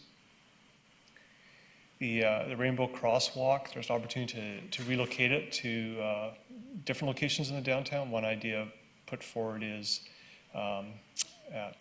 across from Serious Coffee as a location for it. The wayfinding signage, so again, we're putting some wayfinding in this year. The program could be expanded. There's more wayfinding we could do in the downtown core if that's something of interest to you. I think in the long term it makes sense to build out a complete wayfinding strategy. And Councillor Hemmons has a question. Thank you, Your Worship. What's the rationale behind moving the Rainbow Crosswalk? Why not just keep it where it is? Mr. Rose would probably... Or adding to? Mr. Rose will correct me, but I believe it's because we're rebuilding the intersection. Oh, right, of course. And okay. It's probably more challenging to keep it there. He's not even listening, that's okay. I'll just start speaking for him and he'll find out he's doing projects he doesn't know about. And Port Drive, the idea of doing some temporary uses down there, such as markets, or we had the idea of doing a drive-in theater. Again, just ideas, we'd come back to you with these more fleshed out. More whimsical art, so the idea of whimsical art is small little art installations that we could do relatively easily and quickly to kind of just make downtown a bit more of a funky place and interesting experience for visitors and residents. Post-pandemic events, I think this will probably, after we move into the new normal, people are going to want to be doing more events in the downtown core. So we have, as you know, we've always had a large event calendar. There's an opportunity to do more on events. Downtown horticulture. So as you know, our Parks, Rec, and Culture staff do a great job of maintaining our existing park spaces downtown. There's an opportunity to expand the horticultural services in the downtown. And more street banners. So we do street banners, but of course that could be expanded. It adds a bit of color and helps theme and focus on specific events in the downtown. Then we've got some funky crosswalks that we could do that just help kind of lighten up and brighten up downtown, make it more interesting. Downtown lighting, so not just doing trees, but potentially across the streets and helping make downtown a bit more interesting place at nighttime. You know, Wesley Street, Commercial Street would be two obvious examples, maybe Victoria Crescent. And then downtown washrooms are always an issue, so is there an opportunity to do more washrooms in the downtown core? What would that cost? Where would they be located? Mr. Corson, Yeah. if I can interrupt, there's been quite the controversy in Vancouver recently around the cost of potential outdoor washrooms, et cetera, and I'm sure staff has gone to this, but, and there's chronic complaints about the lack of facilities. So for what it's worth, I would hope that if we're going ahead, we go big or go home, so to speak, and try and reduce the average cost in terms of volume buying, if you'll forgive the phrase, rather than expensive one-offs. Just a thought. And consistency of design, of course, would be a pleasant feature too for tourists who may not be familiar with the more exotic creations that are in fact toilets. Thank you, Your Worship. So that was our preliminary list. If council has other ideas of things you'd like to see, again, these are short-term projects that we would plan out this year and hope to deliver next year. If there's some other ideas you have, we'd love to hear what they are, and we can document those and then come back to you again in a couple months with those for your consideration. Councillor Hammonds. Thank you, Your Worship. I saw this in an earlier slide, but I don't know if you're going to get there or if it's included in this one, but I do spend quite a bit of time down on the waterfront by the new road into the port, and there are often kids on that gravel pad that we put the walkway around, and I wonder about some opportunities for basketball courts or skateboard facilities, because it's an empty space that kids are using anyways. Might be a nice addition. No, thanks, Councillor Hammonds. That's great. Yeah, we have thought about that. We have thought about some of those temporary uses in there, and I think that'd be come back with those for you. Yeah. Councillor Thorpe. Well, thank you very much, Your Worship. If I may, through you to Mr. Corson. First of all, thank you very much, Mr. Corson, who's not listening to me. It's okay, I wasn't listening to you either. You and Mr. No, Rose. I was. You and I Mr. was. Rose. That's okay. I really was. No, thank you very much for what we term quick fixes to this point. I think there's been a lot of really good progress made in the downtown area. I just want to comment before we move on that when I've been down in the area, mainly of Maffeo Sutton Park, which I'm there fairly regularly with friends, they comment on the public art, which they really like. I've had to explain what the concrete slab was going to be used for and explained about the Nanaimo sign concept. Loved it. People loved it that I've explained it to. They think that's fantastic. And the other thing that I hear a lot about in a positive way was, and you referenced it, the improvements to the playground at Maffeo Sutton. And I don't know if we can call that a quick fix. I know that there is a phase 2 which is in the plans, and I would certainly be in favor of moving ahead with that as quickly as possible. So those are things that I've heard about, very, very positive comments. I like some of the presentation ideas that you've just given us, and I'm not sure what our next steps are. Personally, I like the wayfaring signage. The idea of street lighting, I think, is appealing to me. So I don't know where we're going right now, but So you have blue or red stickers. yes. And I think maybe when there's a break, if council would like to take a time, you can choose your five top projects just by placing them on there. Thank you. And if I may, Your Worship, just one other comment. I'm sort of torn here because when you talk about quick fixes for downtown, my mind immediately sort of jumps to the Commercial Street area, or maybe the Old City Quarter, and that's one area. But when you're referencing post-pandemic events and happenings, I always think, first of all, of the park. And we're so fortunate to have that huge area to host public events in. And I think anything that we can do to maximize that usage and make it more user-friendly for people is something that we should be considering. Thank you. Thank you, Councillor Thorpe. Before I go to Councillor Bonner, we each given 10? There's another exercise for you later. Thank you. So just 5. You can choose either color. It doesn't. The colors don't represent anything. Councillor Bonner. Thank you, Worship. In terms of Diana Krall Plaza, and according to your report here, it's been delayed because of COVID. On Wednesday, we're talking about grants that are available, and one of the, in looking up the grant criteria, one of it specifically mentions main streets and plazas. And I'm wondering if we maybe should be looking at this a little bit more sooner than later, since there is actually funding available possibly for it. In terms of Commercial Street, and my as Councillor Thorpe, my idea goes to Commercial Street, and we're talking about the downtown as well. And I've raised this before, and I know there's a lot of issues with it, but I think an engineer would probably like the idea of raising Commercial Street to eliminate the sidewalks. Like many streets in Europe have is just all one level, right? There's still cars parked there, that sort of thing. But in the event that one wants to have an event, you have an entire plaza that runs 2 blocks long. Since we're already doing work on Bastion and Commercial, right? And other work's going to be happening in there, and we're doing work on Dallas Square, would it not be worth looking at the idea of creating an entire plaza all the way from Front Street, possibly all the way down to Terminal?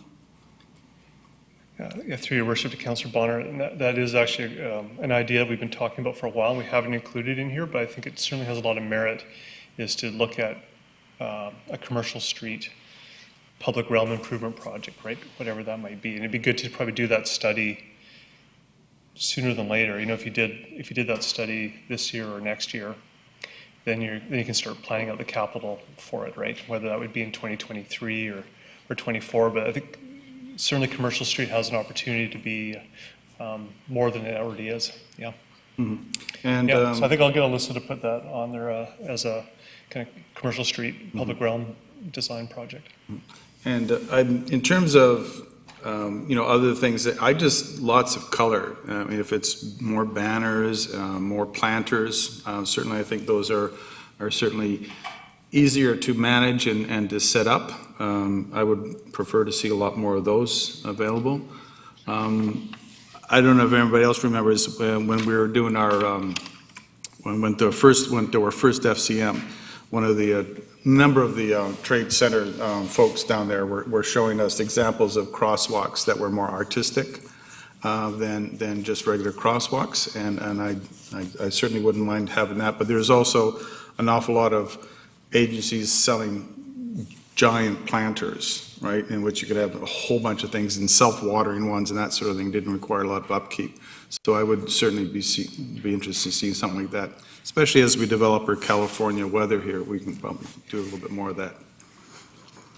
As long as we don't develop California politics.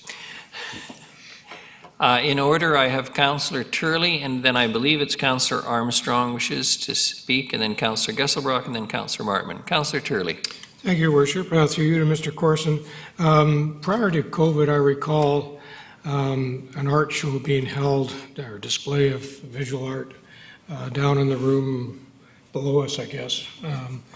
And, I'm wondering if there's any possibility, we keep getting calls from certain sectors of the art community about needing a space, and I don't consider the VICC to be a permanent space for us, but if there's any possibility of putting on a 1 week or whatever show whether that's something that's being given any thought to, or if it's even practical, I don't know, so.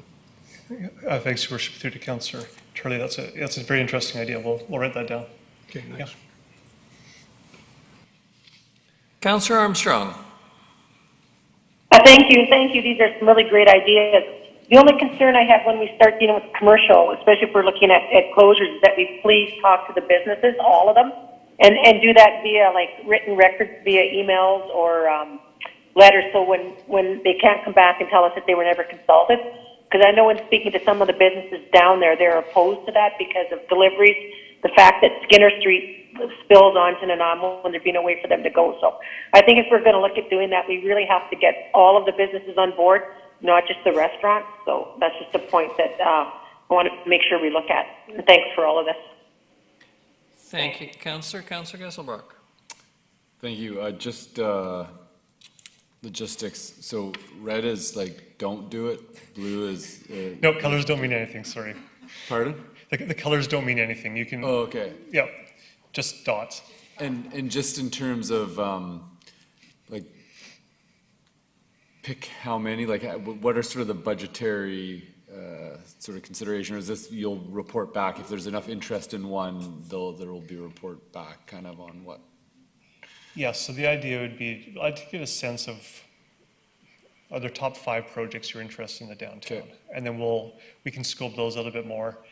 If there's some ones that are close tie for 6 or 7, we'll look at those too. If there's some that there's no interest in, then it just lets us know not to spend time on those. Awesome, thank you. Councillor Martman. Thank you. Through you, I'm just curious about the One Port Drive with the temporary uses. This is, I'm assuming, this year because of COVID. How complicated is that, getting something like that started up? This year, sorry, through your worship to Councillor Marmon, this year might be a bit challenging. Also, we're using a bit of Port Drive right now for the Front Street construction project, and BC Ferries is using it as a flow area for Gabriel Ferry Terminal. There's definitely bits of the site, but I think once we get through this year, there'd be an opportunity for next year to look at some opportunities. So that was kind of more of what we were thinking of, was what can we do in 2022, whether it's the basketball courts or, you know, doing a market there or some other activities, events. And Okay, yeah. thank you. And just further, are we, with downtown horticulture, are we still, at one time we planted vegetables? Are we still doing that downtown? I don't know, Councillor Martman, when Mr. Lindsay's looking around for someone older, it's a scary I sight. see Mr. Harding in the back room. I think I've maybe seen kale and stuff like that. I'm not too sure if we have potatoes or... I've seen it, but do we have to eat it? I know we have fig tree right beside City Hall. but Yes, that's true, yep. I think food horticulture is an interesting way and a good way, healthy way to go, so, thank you. Thank you. You're welcome to pick the figs anytime, Councillor. They tend to rot. Councillor Evans. Thank you. And just confirming, last summer there were baby tomatoes surrounding City Hall, just behind the fig tree, and so it happened last year. I suspect it's happening this year. Regarding washrooms, I debated talking about this, but for me, providing washrooms downtown isn't necessarily about downtown improvement, because it's not the general public that needs washrooms downtown, it's generally our unhoused population. And so I'd be curious to see some conversation in our public safety GPC around the issue of washrooms and providing them and some challenges that we have with them, et cetera, because, you know, public washrooms are great downtown, but like I said, I don't think they're not for the general public. And so I think we want to have that distinction in the conversation, because toileting is an issue for our unhoused population, and yeah, it's something we need to think about. Thanks, Your Worship. And I think downtown toilets is a big issue, and I think when the issue first came up, it was because of people going to the bars and nightclubs in the evening, and there was a lack of servicing. So I think that's how the conversation initially came up, was to address that need. And then I think also I think at that time it was for, you know, visitors who, you know, to have a facility to use. But I agree with you, it's definitely, that issue has evolved over the last couple of years. Yeah.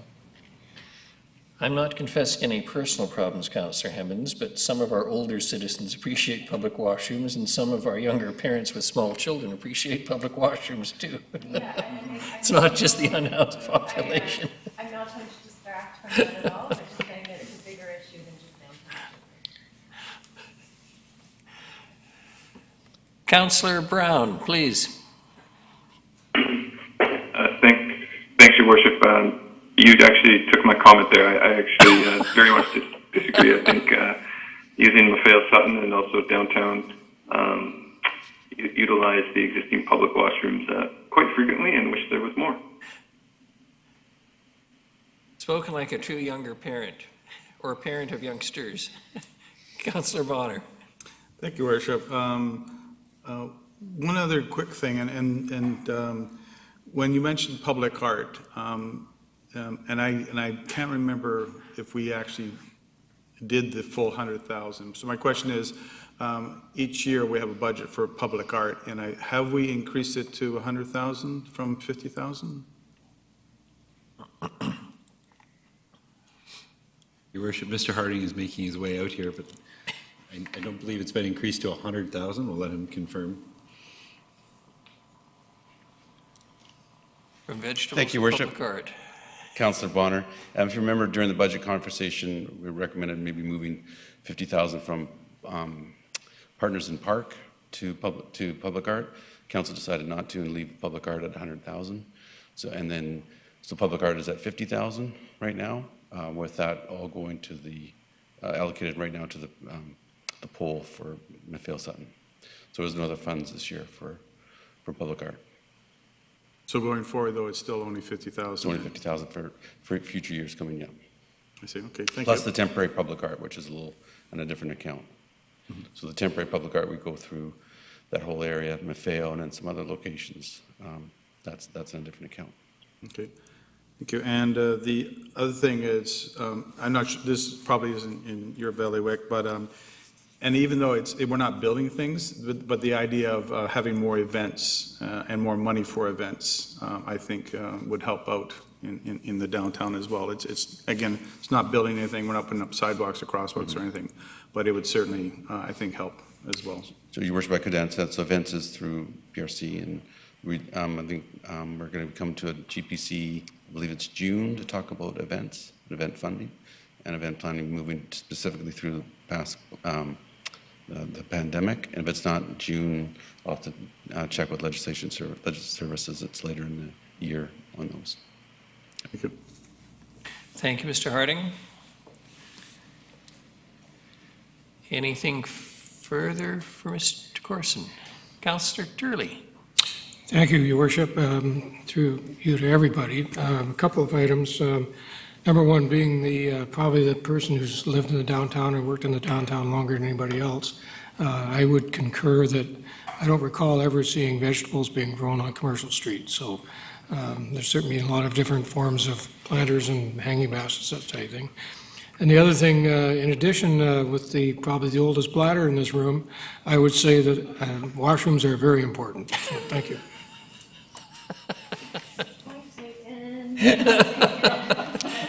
Councillor Hemmons is whistling retreat. The battle of the toilets is over, folks.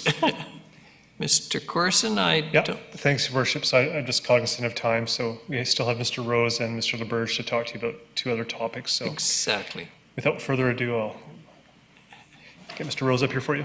Thank you very much. Downtown active transportation. Mr. Rose, welcome. We'll certainly listen to you even if you weren't listening to Mr. Corson.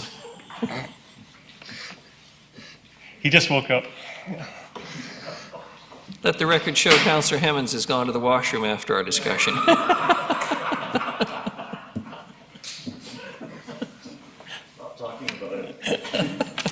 Your Worship, on that note, there is a scheduled recess at 3. Did Yes. you want to maybe take it now, perhaps, and give Mr. Rose time to set up, or no? It's up to you. I'm in your hands, Ms. Gurry. Certainly, let's take the break now then. But just a quick break, please, everyone. Thank you. Don't want the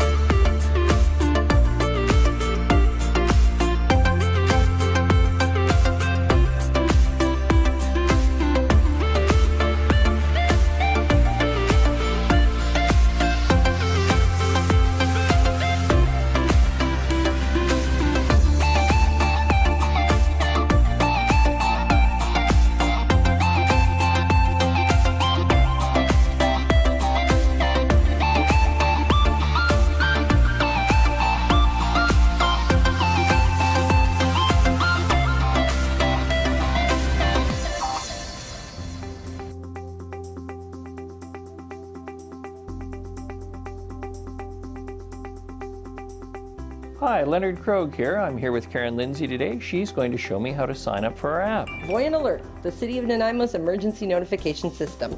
So we'll start by going into the App Store, Mayor Krogh. Done.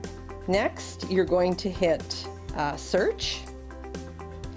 And you're going to search for the app, which is Voyant Alert. So it's VOYENT. Now you see, it's already selected it. Click there, hit get, and then we're going to install. And why are we downloading this app? We're downloading that so that you can get this onto your phone system, and what it will do is it will send you a push notification out. So if the City of Nanaimo issues an emergency alert, it will actually push the notification out onto your phone. The really nice part of this app is that it's anonymous, so it goes by postal code. So we're not requesting you to put your name or personal information in, it just works off of the app through your phone system. There are also, if you have family members or friends that maybe don't have a smartphone or would like another way, you can also sign up online or call our Public Works Department, and they have phone and texting options available as well. So there's lots of options for people depending on what their needs are. Fabulous. So you can rest with some comfort knowing you can find out what's necessary and know that people who are important to you are notified. Absolutely. So now you have Voyant Alert on your phone. And now just select open. So the next thing you're going to do is you're going to tap in the postal code that it's prompting you. All right. So you just click on there and start entering. And then find on a map. So here you'll see the welcome page for the City of Nanaimo, and you want to subscribe to notifications, yes? Yes. Click that you agree to the terms, so click both to the yes for consent, and then hit next. And it's going to ask to either allow or not allow notifications, and you want to always allow. Always allow. Always allow. And the reason that is, if you don't allow, it won't push the notification out to you. So always allow. Always allow. And now you see here, you've got a message to accept that you've signed out. That's the two-factor authentication, and you're going to tap yes. And now you're in the system. Also, when you have a moment, we recommend that you pick your locations and sign up based on those locations, and then you'll get alerts from the City of Nanaimo. Karen, thank you. Everyone, sign up.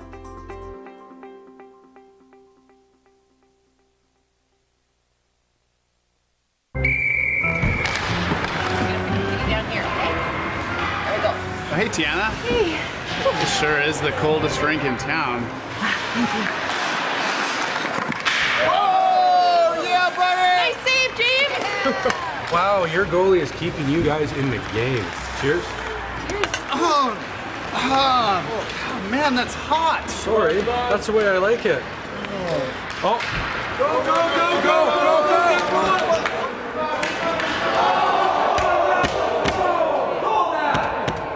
go! Penalty shot!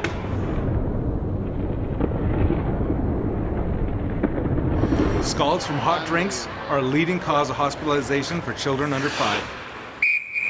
2 minutes, down in the front, unsportsmanlike conduct. Hot tea and coffee will cause serious burns to a child in less than a second. Got it, kid? Use the lid.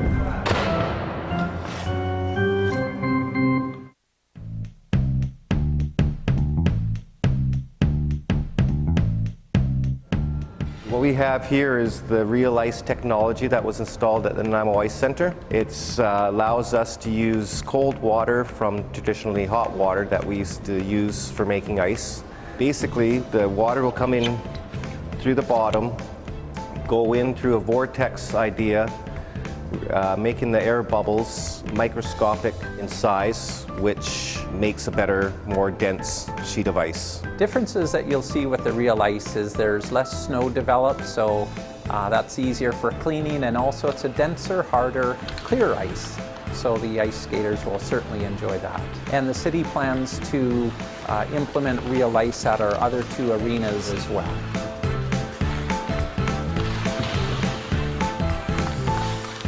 Some of the other efficiencies we've implemented in this facility are LED lights in some areas And we've also, in the last few years, installed a higher efficiency refrigeration system, which lowers our energy costs. Both Zambonis at our facility are now electrically operated, so there's no harmful emissions, and they're very quiet as well. So what this means for the city is that we're able to use less energy and also reduce the amount of greenhouse gas emissions, which is more beneficial to the environment.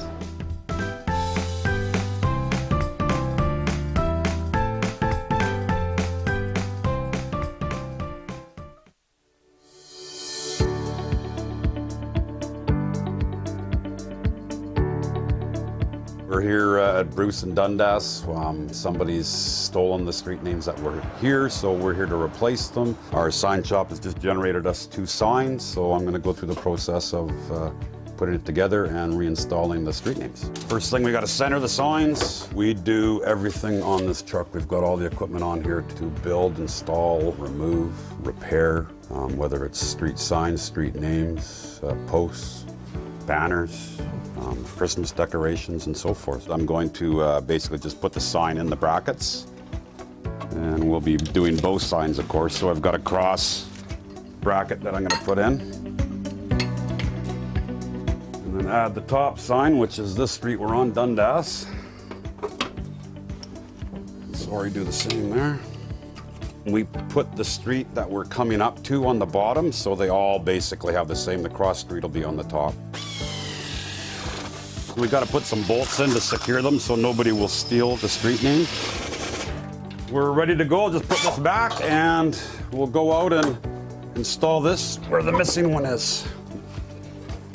Every year we do what we call a stop sign survey, where we go around and check all the stops. We clean them, make sure they're in the right spots, in good condition, not bent, and we also clean the street names, make sure they're good. As we're doing that, if there's ones that we decide we want to replace, we do that at that time. This year we're looking at approximately about 120 sets. It's very expensive to do, but we're continually, weekly changing street names because of either them getting damaged or people breaking them and taking them. So I'll put this on, and then I put a bolt through to secure it to the post. There we go. And that's good, we're done. Dundas and Bruce Ave are now ready to go.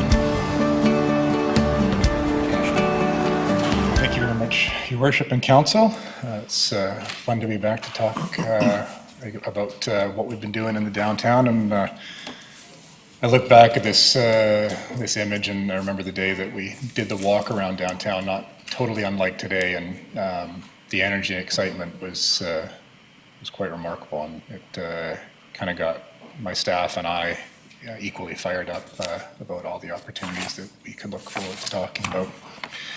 And so today I am going to provide a bit of an update on mobility, and we might even have a little bit of a sprinkling of parking just to spice things up.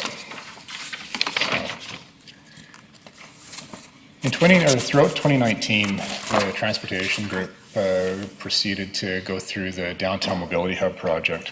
And this was a task that we took on, knowing that we had several capital projects coming online, and wanting to make sure that not only did they come forward to support mobility, but they integrated seamlessly and holistically with the ongoing work that's going on, that's occurring through development and other changes to the downtown.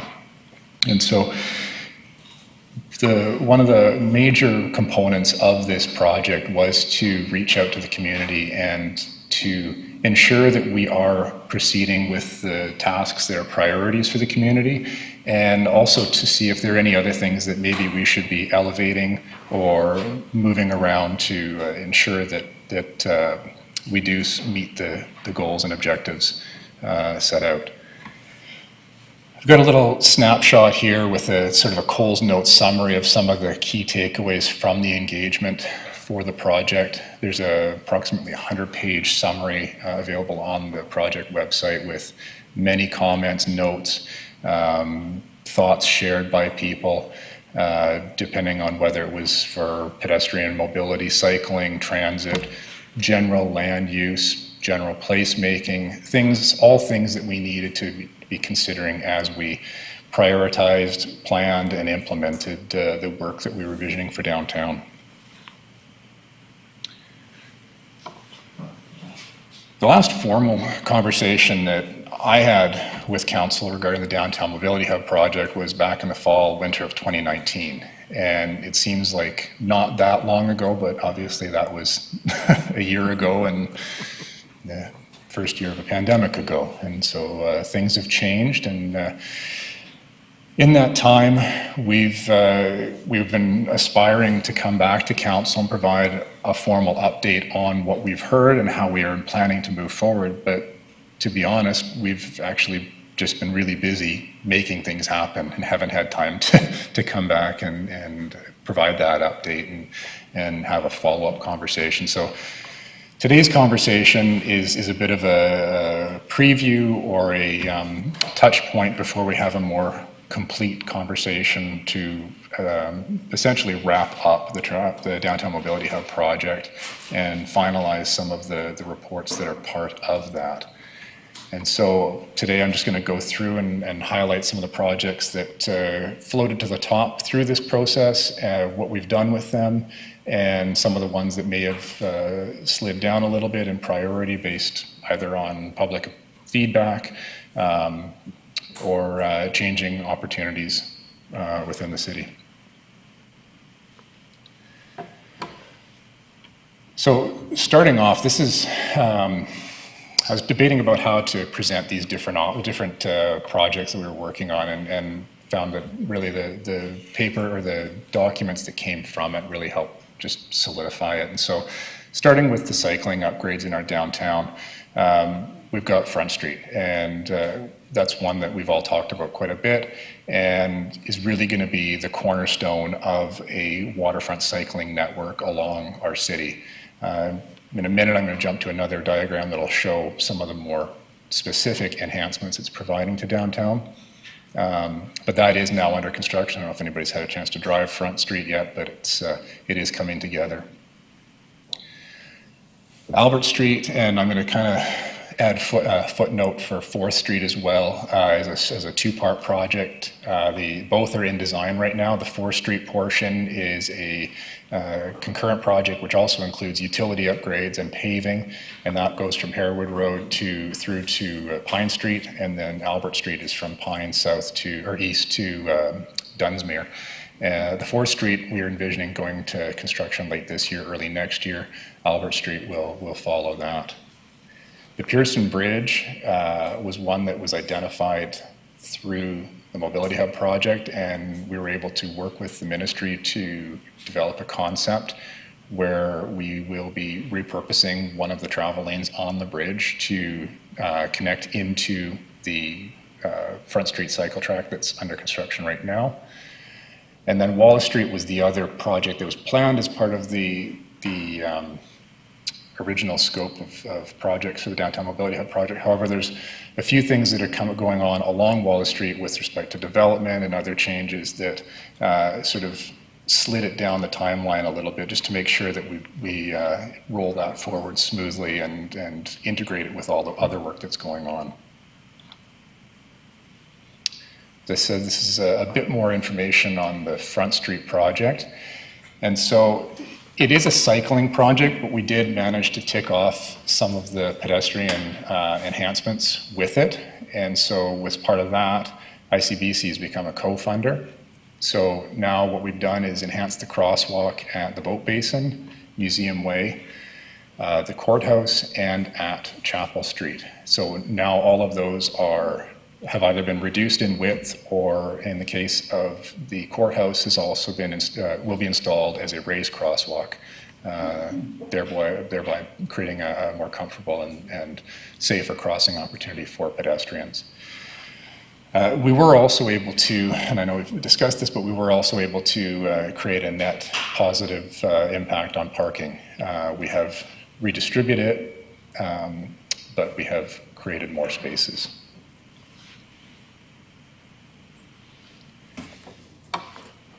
This intersections was an interesting topic through the Downtown Mobility Hub project. There were several intersections that continued to come up as being the forefront of people's concerns.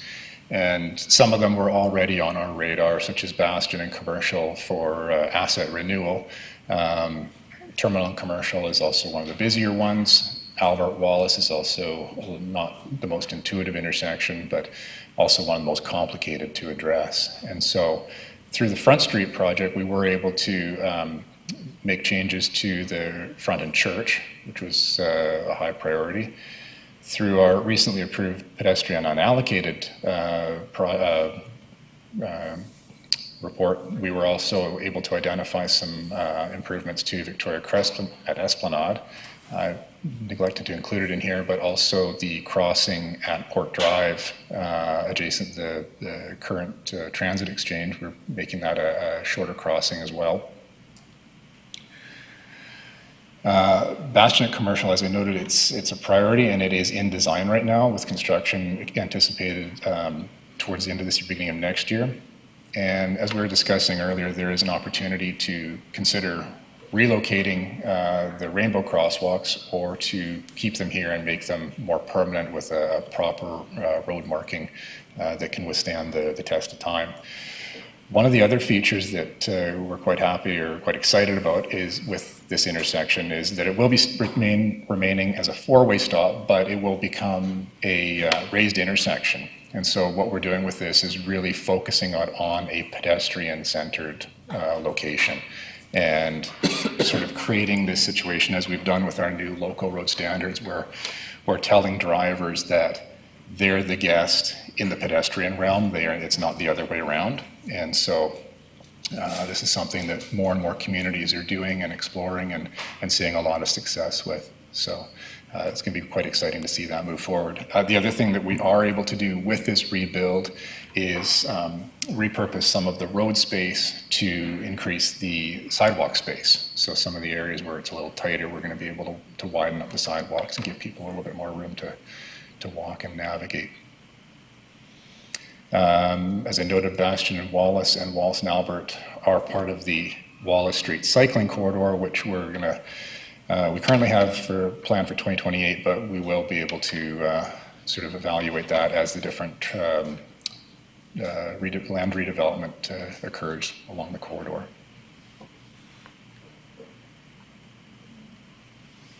Terminal Avenue is something that's been sort of on everybody's the tip of everybody's tongue for a few years now. As the Terminal Nickel Reimagine project wound down, everybody kind of wondered what was going to happen with it. And that again was brought up as a very high priority for the community through the Mobility Hub project. And with that, we've also identified several city assets that need to be renewed. There's some storm and some sewer, as well as the Ministry of Transportation and Infrastructure road surface that needs to be renewed. I assume, or I'm sure that if anybody's driven that road recently, they are wondering what its life expectancy is, because it's not looking very long right now. And so we've actually already started the design process for this section of terminal between Esplanade and Stewart Avenue, started by conceptual. Is there a question? Councillor Hammonds has a question, then I have a question, please. Oh, no, please, it's not worth interrupting you for. Okay. Mine is, because I'm desperate, no. Just curious, the picture, That was my what year was it question. taken? You're, see? Is it facing I can't see a north or south? date up there. No, I can't. It's looking north, Jim? And what's the building? Yeah. Oh, neat. Legal descriptions being, as I've told council before, bed of Nanaimo Harbor. If you buy a piece of property that was created as a result of that. Sorry, Mr. Rose, carry on. Nope, We're all history buffs here. It's a really interesting corridor within our city because, as you say, it used to be the harbor, now it's the highway, and it's a tremendous opportunity to create a new gateway to our community. And so we have started that process and are working through it. And so it's, again, one of those sort of compounding projects where we can do the utilities, we can do the paving, and then we can replace and renew the road alignment to give ourselves a really good platform for any future redevelopment to guide that and ensure that we do end up getting what we want in the long term. And so that is, the first phase of that is actually expected to go into construction for next year. Oh, Councillor Hammonds. again, I didn't mean to interrupt. Really glad to see that this is happening, and I'm curious, the other section that goes past Esplanade, there was a real desire from the neighborhood there to see time of day parking. That seems like a pretty insignificant change, and I say that very naively. I know it's not even our road, but there's no infrastructure changes. Is that possible in the same kind of time frame that this is? It is something that we regularly discuss with the province, and we regularly hear the same conversation, the same answer, and that's not that they would be prepared to entertain it right now, but we are persevering, and so we'll continue to beat that drum and see see what we can come up with. So right now we're just focusing on this corridor because this is quite the task to take on, and so. Thank you. Councillor Bonner has a question. Thank you, Worship.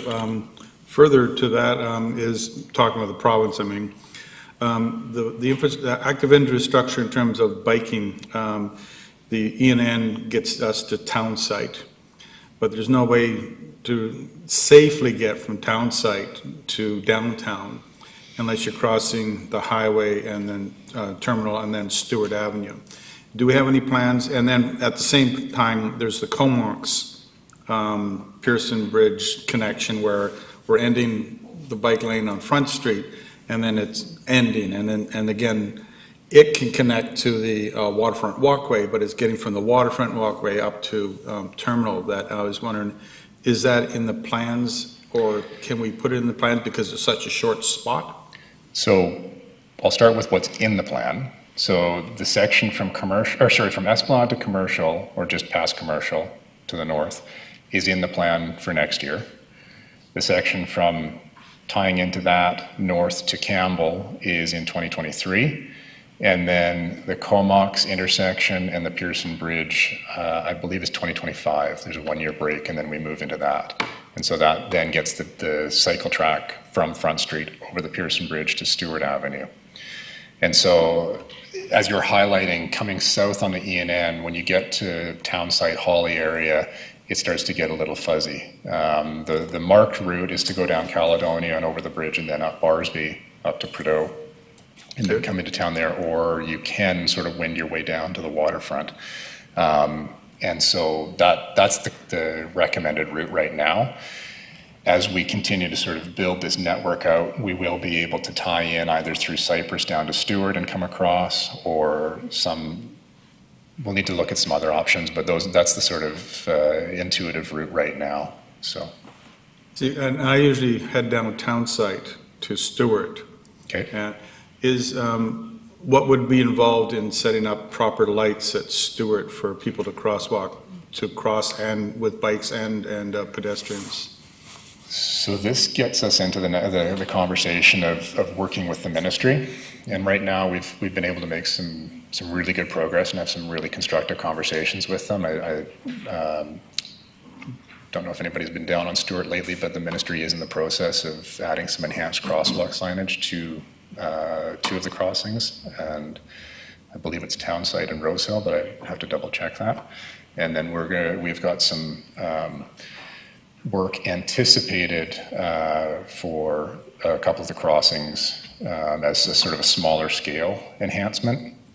As for actual, like a traffic signal to stop traffic on Stewart, it's something that we need to work with the ministry on to manage sort of their standards and our expectations, because as we're not the authority of that road, so it's something that we need to sort of collaborate on. So. Tell him I said it was okay. Pardon me? You can tell him I said it was okay.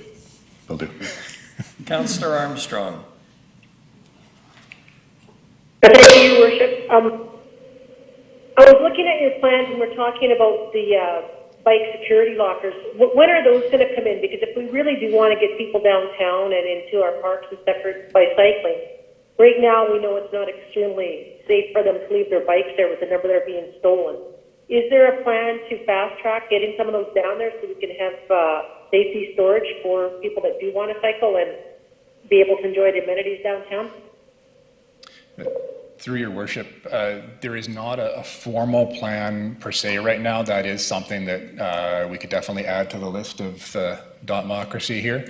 I have over the last 4 weeks or so been having some conversations with representatives from the Old City Quarter, and we are trying to identify some priority locations as to where we could add something in that neighborhood. But as I say, there's nothing formal at this point in time. And just to add to that, for me, that's something really important, because I do hear from a lot of people, and I know other councillors do as well, that they're concerned about having to leave their bikes downtown because they do get stripped very fast, because it's something that thieves can sell very fast. So I'd be really interested, and it's something I would actually look at to fast track to get some secure storage lockers in downtown areas. I don't know where, but I'll leave that in your capable hands. Thanks. Carry on, Mr. Rose. Okay. So one of the other high priority questions we were seeking answers to through the Downtown Mobility Hub project was to site a transit exchange. And the last time we spoke, back in the fall of 2019, we had taken all the information that was available to us at that time and looked at the 3 sort of front-running locations that had been reviewed or assessed to that point, and went back and reassessed them and extracted some information from the community to determine what the highest priority criteria was for evaluating them. And far and away, proximity to downtown and fit and finish and end of trip amenities were the highest priorities. The explicit location was important, but not the most important thing to most people. And so at that time, we believed that the siting an on Front Street in the vicinity of One Port Drive was the option we should be pursuing at that point. In this time, as we've been hustling, catching up with everything else, more and more information is coming to light, and there's a few things that have given us cause to revisit the terminal and commercial location. And so when I do come back with a further, more detailed update, we will have to be having a further discussion about that. But at this time, the buses will be staying as they are for the time being, but we will be looking at some more details and updating council at that time. Parking was another topic that we were exploring through the Downtown Mobility Hub project. And through the past year, parking and pay parking and so on has been gotten a little murky. And there have been times when we have charged for it and have not, and it's become evident that there's definitely a shift in demand, and I'm not sure entirely if it's COVID related, if it's something else, or what has happened, but the information we gathered pre-COVID definitely gave us some insight as to where we were with respect to parking in the downtown. And the bottom line is that for a city of our size, we have about the right amount of short, medium, and long-term parking. Some of it's not quite as easy to find as people would like. And there are situations, some areas, pockets, if you will, in the downtown where turnover wasn't happening the way we would have liked. There's people that may be sitting in a 2-hour spot or in a pay spot that either are just keep continuing to feed the meter or are just sort of turning a blind eye to things and hoping for the best. And so some things that we will at some point need to discuss, and again, I say we will need to discuss in the future because I would like to have quite an in-depth conversation with council towards the latter part of this year about parking as a whole and how we manage it and how we feel that we should be guiding our principles and views regarding it. But the sentiment from the community was there's enough. It's not, the price is probably about right, maybe a little bit more could generate, a slightly higher fee could generate slightly more turnover, but you know, for the most part, we've got what we need, and we just need to tell people where it is, which is giving us an opportunity to start looking into some of the more advanced information and wayfinding for parking and parking lots. And then the last thing that was brought up was bike storage and parking. And clearly the feedback was if you would like us to ride downtown, then we need somewhere to keep our bikes, and we need to be comfortable with it. So it is something that we need to start incorporating into our projects as we build them out. Councillor Bonner. Thank you, Worship. Just quick, parking, the parking meters that we're installing right now, the ones that there seem to be standalone and you just type in your license plate number, are those must be connected to the database somewhere because the bylaws are using them to make sure the car is supposed to be there. Could we also connect those to an app to tell us how much parking is available in a certain area? Is that the technology we're talking about? So this is sort of the opportunities that are presenting themselves. So whether it's using meters such as that to either pay by phone or tell us what our capacity or occupancy is, or even diving into opportunities within our parkades to say, you know, 60% full, 80% full, or two stalls available, or so on. So all of that is stuff that we need to delve a little deeper into and come up with some options to present to council for some direction. Thank you. And so, yeah, in summary, this is a bit of the nickel tour of what's going on or what's been going on in the last year, and we are planning to bring a more complete report back to council in the hopefully near future if we can get to that. Thank you very much. I have Councillor Thorpe and then Councillor Turley. Thank you, Your Worship. I have to take the opportunity to present an opposing view, and I know that others on council likely won't agree with me, but I continually hear, Mr. Rose, despite what you have just told us, that people are very frustrated with the lack of parking in the downtown area. I'm very concerned that we have a new hotel going up next to this building, and it is guaranteed a certain number of parking places in this parkade.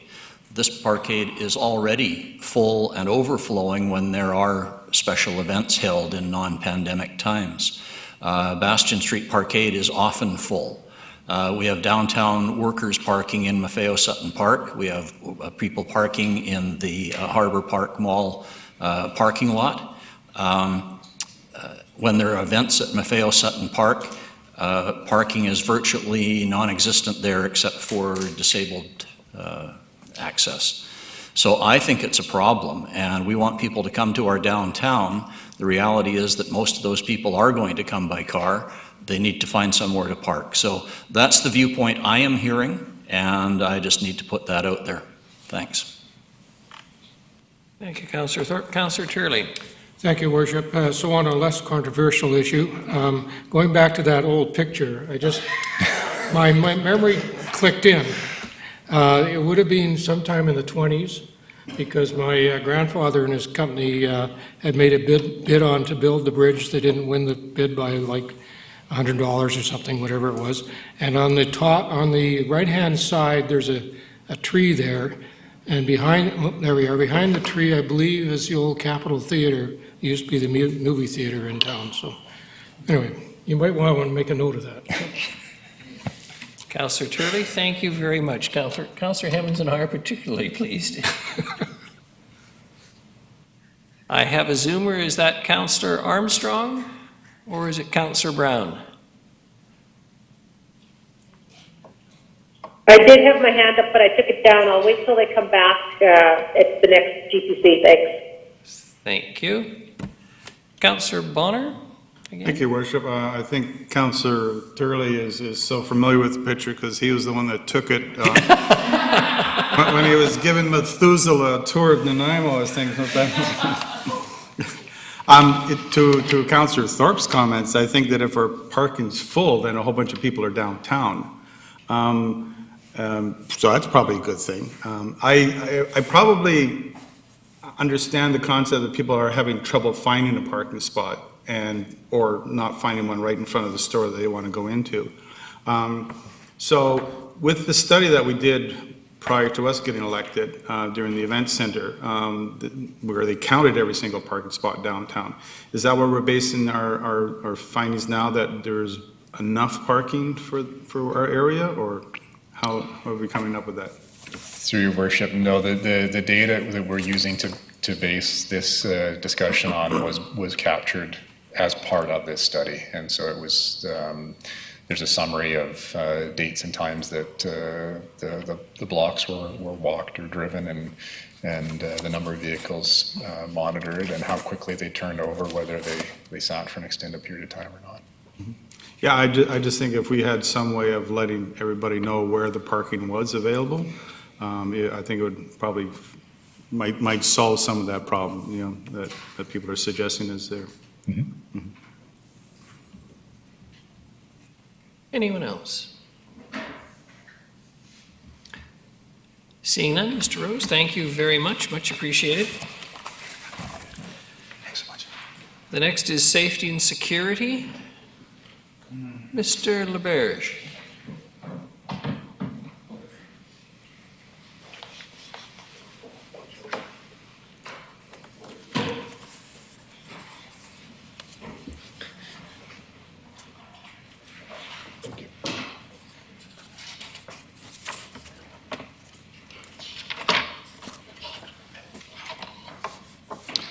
Good afternoon, Your Worship and Council. Thanks for the opportunity to speak with you this afternoon regarding the state of downtown and some ongoing security issues. I'm going to just take a few minutes to give you an overview of the situation as we understand it, and describe to you some of the resources that are working downtown, and then highlight some of the existing gaps and vulnerabilities that we're seeing. Following that, I'm going to list about 20 ideas or recommendations that were developed from a security working group of staff and police that have been looking at these matters for the last couple of months. And just keep in mind as I give those recommendations that moving forward, the managers from the different partners, rather from the different departments, will be preparing some business cases to identify the investments and budgets that would be necessary to implement some of these recommendations.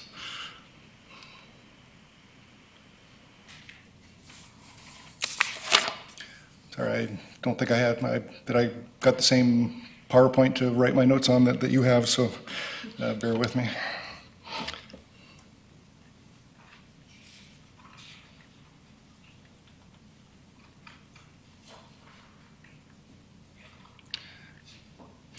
Okay.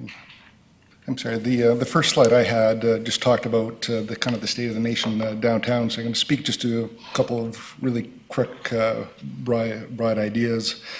And just one of the current challenges is the empty public spaces we have downtown as a result of the pandemic.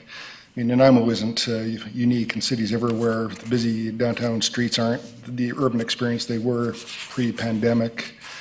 We're certainly optimistic that things are going to get much better, but with more people working from home and having a lot of our biggest downtown attractions closed, the empty public spaces have really brought some new physical, social, and economic challenges to the people that do security work downtown.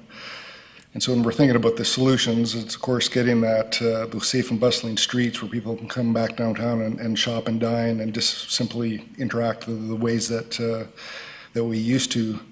And it's in this quietness that the presence of our unhoused populations is really much more evident in our streets and public areas. And this is one of the vulnerabilities that have just brought new challenges and increased stresses, and an awareness that our downtown spaces aren't always fully inclusive to everybody. Another point I want to touch on through the recommendations is kind of the differentiation between the day and nighttime services that we have in the city. Most of the municipal services that clean and maintain the downtown streets and public spaces substantially operate between 7 a.m. and 4 p.m.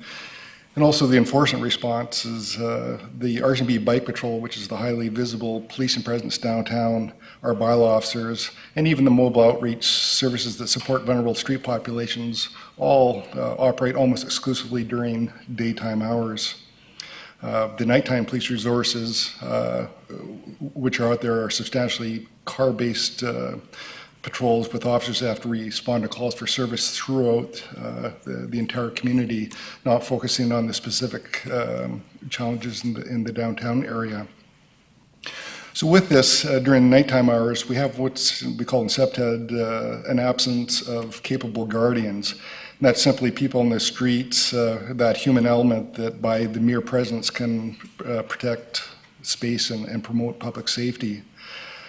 Outside of the Old City Corridor Community Connect program, which Council is aware of, the city funds a single private security patrol for 16 hours in evening to morning hours from 4 p.m. to 8 a.m. that keeps a watch over our downtown infrastructure and parkades. And it's during these hours, through the evening and night, that many people in our unhoused population shelter in the doorways of closed businesses and in our plazas and parkades and downtown parks. With that brings certain risks and vulnerabilities. Fires is a very, very big concern, particularly in the doorways of our older wooden buildings. And the quiet areas become the domain of people that are on the street in this quietness.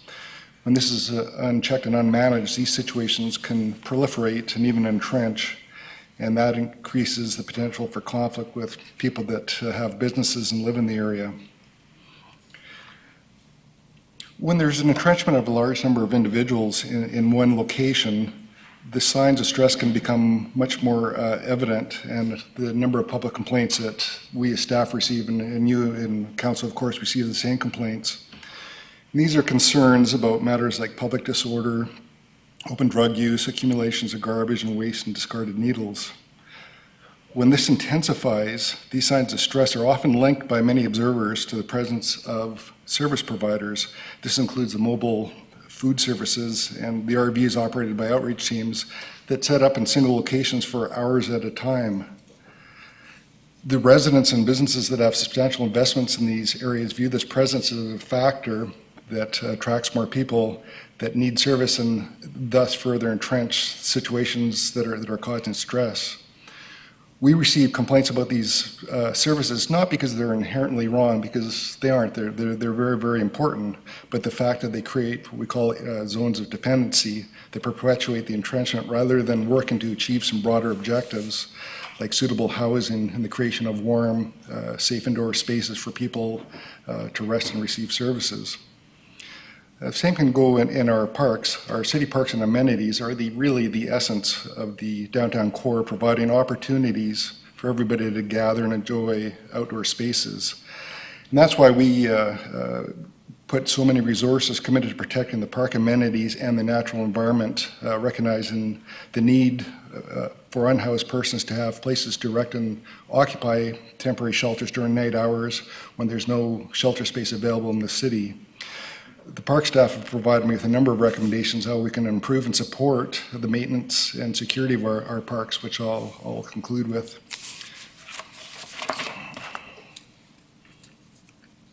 This is here where my slides and yours start to converge a little bit.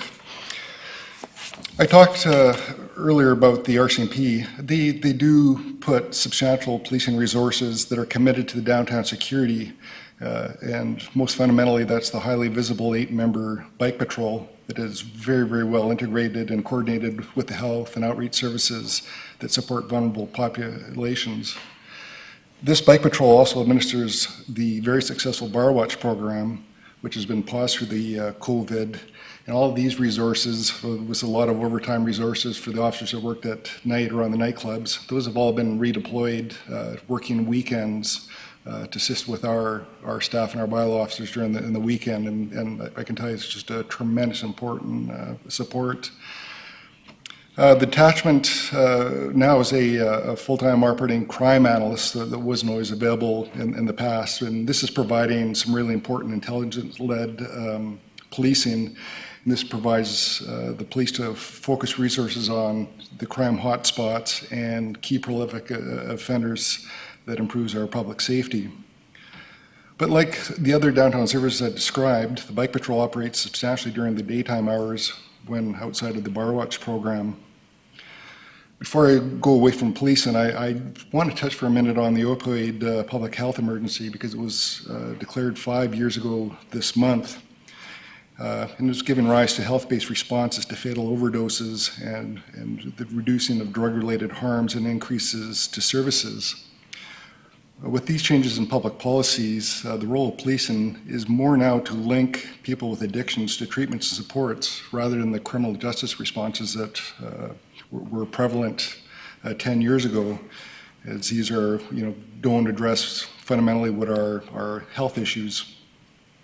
Add to this, the Federal Prosecution Service has been directed to use alternative measures and diversions on any matters of simple possession or use of illicit drugs, except in the most serious cases where there are other public safety concerns. What this means is that the health-based responses are needed for situations downtown, the disorder calls that the police used to get all the time, where the people using are under the influence of drugs in public places. And the response options that the police used to have to deal with these things are very, very limited. Some of you will remember the things like red zones and targeted enforcement measures. These are things of the past. The police role now is to direct people with addictions to health-based services. So if the healthcare is not well positioned to deal with these matters, the gap is created, and we as local government have to hold the provincial government accountable to provide services and interventions to address these harms and behaviors associated with illicit drug use. And that might be things like improved outreach services, treatment programs, and even the possibility of community drug courts that until now have only existed in Vancouver and Victoria. I understand that Council has supported and approved funding for the Situation Table Hub model for community safety. This is something that brings agencies together to coordinate services for clients who have needs outside the scope of any individual organization. And this is a really important first step. I've had the opportunity on a number of previous GPCs to speak to council about the role of our bylaw department. And so I won't repeat myself here. I think you know what the role is, except to advise that we do have 6 officers that are assigned full-time to the downtown area to parking and security matters. And I can tell you that these officers continue to spend most of their time working with the RCMP, Parks and Sanitation, dealing with the public safety and you know, cleaning issues that are important to downtown. I've also already touched on the use of private security patrols downtown, particularly during the evening and nighttime hours. I can tell you that these are important resources that put eyes on the street and capable guardians in and around our sensitive assets like our parkades. But I also have to emphasize that these services are not a panacea to reducing crime or addressing downtown social issues. It isn't realistic that a single patroller can effectively patrol 3 large city parkades with 901 parking spaces and other downtown infrastructure alone. We don't put our bylaw officers or police officers out alone during the day. I don't see going forward that this is fair or sustainable to our security contractors. In comparison, the city is currently funding the Old City Corridor Community Connect program, providing 3 nighttime patrollers to the end of June. In the last couple of weeks, I've spoken to the Victoria Crescent Community Association, and they have also requested support because in recent months they are currently self-funding their own private security nighttime patrols to assist in the mitigation of challenges of overnight disorder and fires that are occurring in and around their neighborhood. And the other piece of security that we had that's lacking in the moment is the closure of the casino through the COVID period. That's created an additional gap because they used to robustly provide security in the VICC Parkade and also around the Port Place Mall, which was evidenced by the stresses that led to the temporary closure of the Italian Square Park. This kind of briefly highlights all of the downtown security contracts that we have. As I said, we're funding 70% of the Old City Corridor's Community Connect security program. Again, that's to the end of June. The Parks Department administers a contract for the park area around Pauline Herrard during school hours, just to provide an extra element of safety to the young school children that use the city park. And the other resource that we have ongoing is around City Hall during the daytime. This was implemented in 2020 when there was significant stress in the Wesley Street area. As you all know, the Wesley Street was closed after a fire incident on December 3rd, and many of the people that have been sheltering there have since relocated to other areas downtown. What we don't have is kind of the flexibility to redeploy some of the security commitments that we had in this area when this area was under stress.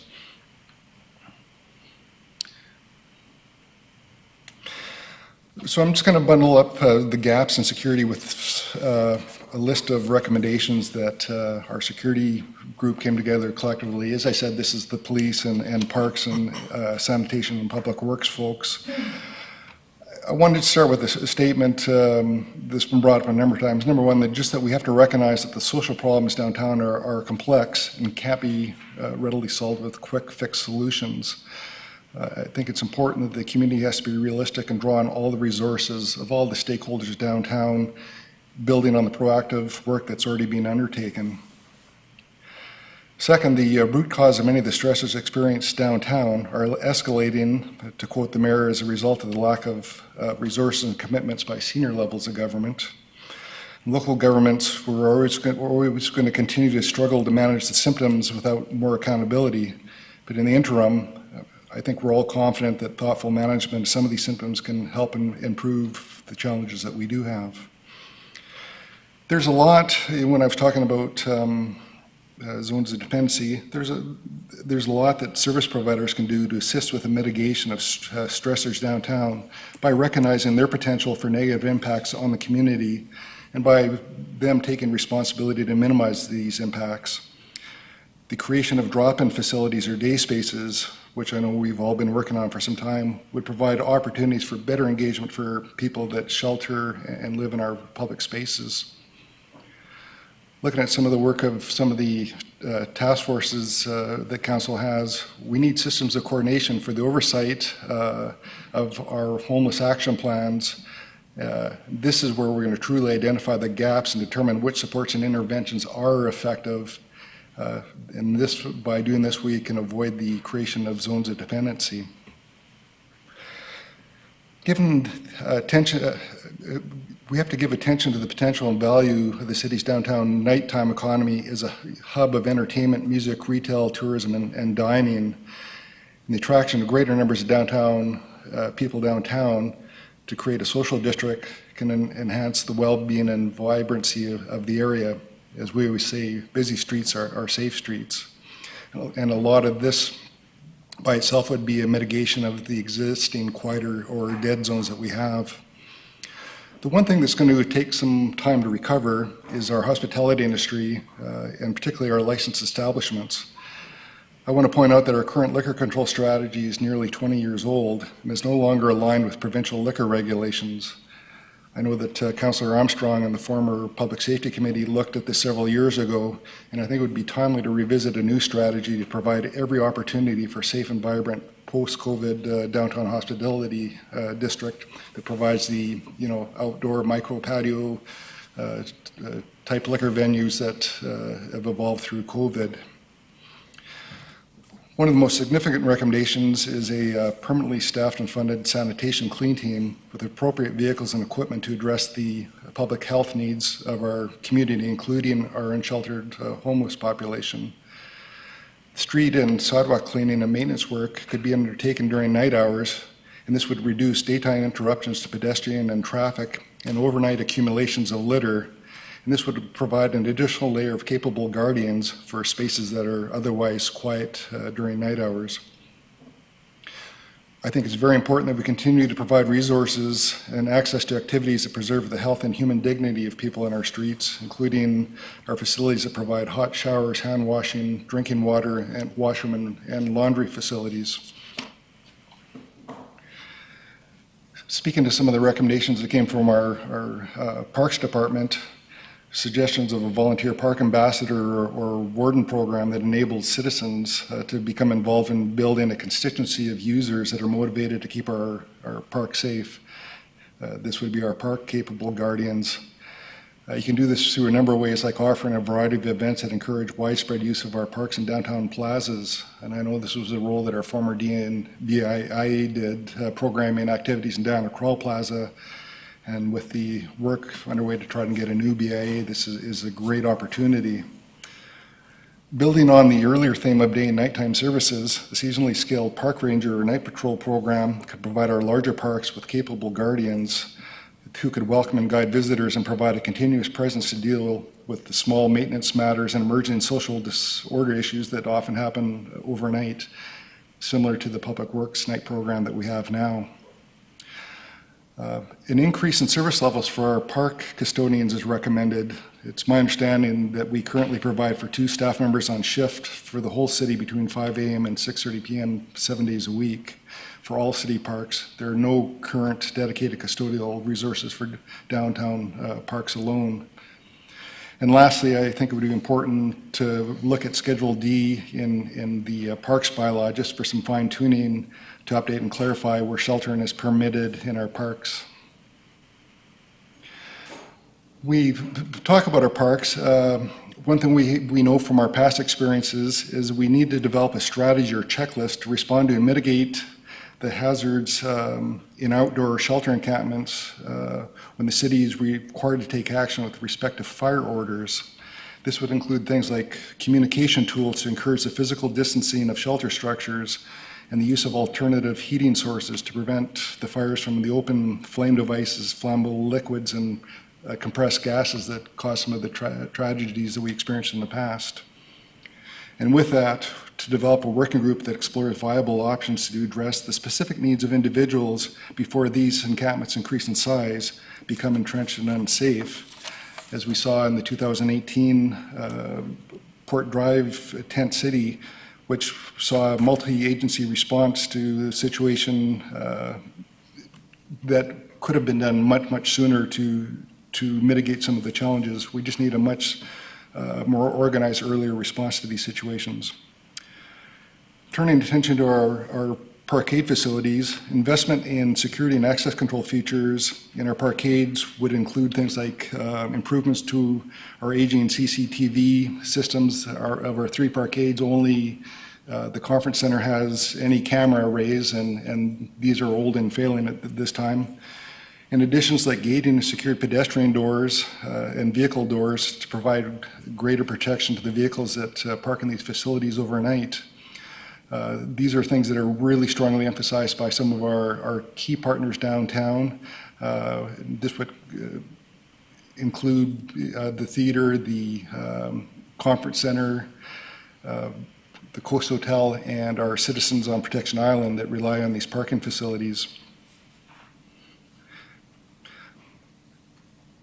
Fairly long piece on policing, and I won't get into it because other than to say that I acknowledge that the police chief is here today, and you know, one of the fundamental things about security anywhere, including downtown, is that we have to support and adequately fund RCMP resources, and if they are adequately funded and you create new positions, there's always an opportunity for a conversation to identify what the priorities are, and if downtown security is such a priority, you know, that's something I think that's really important to engage the detachment commanders on. In the interim, with their crime prevention and block watch folks, there's, I think, some good opportunities existing for new neighborhood groups and block watch programs with all the new residential development that we do have downtown, and some coordinated use of the community police and volunteers who can assist the newly developing BIA with some street ambassador type programs. The renewal of a graffiti task force, I think, would be a good step that could take a collaborative and comprehensive approach to reduce the graffiti vandalism that's occurring throughout the community. This would have focus on the strategy that was implemented when we had a task force back in 2004, given elements of awareness, abatement, remediation, and enforcement. Really quickly, we need to develop some policies to address the issues of shopping carts abandoned in our public places and parks, to address how these things are picked up, stored, and returned with associated cost recovery measures. I say this recognizing that my department alone collected 557 carts off public spaces in 2020. That doesn't account for the work by sanitation or parks. And we really need to find a solution to that.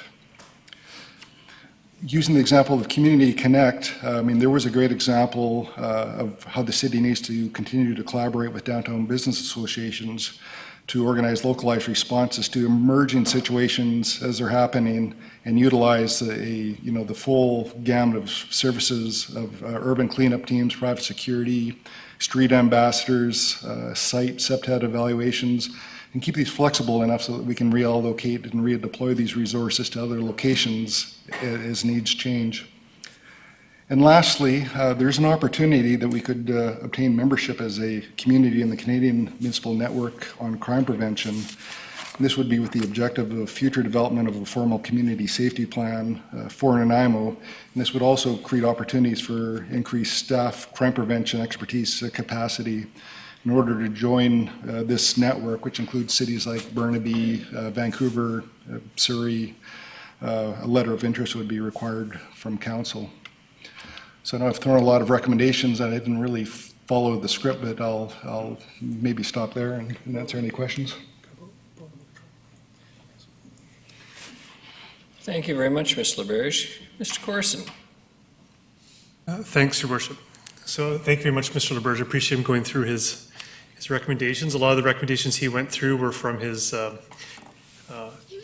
larger review of safety and security in the city. So there's a lot there for you to unpack. Those will be brought to you at a future meeting. Today we wanted to really focus on just some of the ones that are most important for you. You have some budget considerations coming up on Wednesday, so we wanted you to be aware of those and talk about the service gaps here. So again, out of the recommendations Mr. LaBerge just spoke to, these are the ones we feel are most relevant in the short term for downtown. And then, so that's looking at more additional security in the downtown, which is more private security. Mr. LaBerge talked about the idea of making the downtown sanitation team a permanent fixture. We really believe that it's important to have a proper plan for downtown. I think in last year's budget cycle, we brought this idea to you, but I think maybe it dropped off. We think the idea of having an overall downtown security plan would be very helpful. Mr. LaBerge has talked about the parkades and the importance of making sure they're going to be safer going forward. The graffiti response team and our washrooms, which we talked about earlier. So in terms of budget, what we would be looking for this year, as you know, Community Connect ends at the end of June. And we have put the grant application in to expand private security through the downtown for the remainder of the year. So that would be, if the grant comes through, this will cover the 3 night patrollers for the remainder of the year. And then the idea would be in 2022, we can come back to you with a business case on whether it's through this security plan or not to really what is our need for security in the downtown? What is the funding requirement? We have the funding requirement there for the sanitation team for 2022, the downtown security plan. We need to do a business case for you on the parkades and let you know what that's actually going to cost. And again, washrooms are coming up there. So the main thing we want to talk to you about today was, for Wednesday's discussion, was the additional funding for the downtown security. So you have that in your back of your mind on Wednesday when you're meeting. Yeah, and then again, just like Mr. Rose, Mr. LaBerge will come back to you with a very wholesome report, like he does, on security for downtown for us to kind of unpack in more detail. Today was really just a quick focus on what we can do in the short term for you. Mr. Lindsay, was there anything you wanted to raise? No. Thank you, Your Worship. Thank you very much. I have in order Councillors Thorpe, Bonner, Gisselrock, and Martman. Thank you, Your Worship, and through you to Mr. LaBerge, thank you as always, excuse me, for your informative, if slightly depressing report. I'm really glad we're going to be having a further discussion on this in more detail related to security and safety in the downtown. I think that's very important. I appreciate the fact that you've identified quite clearly that what we're dealing with here, attempting to deal with, through many of your recommendations, are the symptoms of root problems that are largely beyond our control or jurisdiction. And although we are attempting to put pressure on senior governments to deal with some of those root causes, which in my mind goes back to the opioid crisis of 5 years ago, to me homelessness is just another symptom of that, largely, but that's another discussion. Anyway, there's only so much we can do with the root causes, as much as we would like to work towards that. But in the meantime, I strongly feel that we have a responsibility to our citizens and our taxpayers to do what we can to address the symptoms that we're seeing. And the symptoms are that people are feeling unsafe in our downtown, to some extent at least, and they're feeling that there is too much vandalism, petty crime, and so on. So any recommendations that you can give us to deal with those symptoms, I think, even though they might call them Band-Aid solutions, that's what we need to do right now. Wounds sometimes need a Band-Aid until further healing can take place. So I appreciate your recommendations, and again, I look forward to the more in-depth discussion. And thank you for your work, and the RCMP Superintendent, appreciate your being here today, and our bylaw team does a great job considering the size and what they have to deal with. Thank you. Thank you, Councillor Thorpe. Councillor Bonner. Thank you, Worship. Without all the little extra things that you're asking for, we're at $1.5 million in security for the next year. And I fully sympathize with Councillor Thorpe's statements there and sympathize with the people who are being affected by this. Is this the best way of spending our money in security? through the chair to Councillor Bonner, as I said in my remarks, a lot of these measures are not a panacea.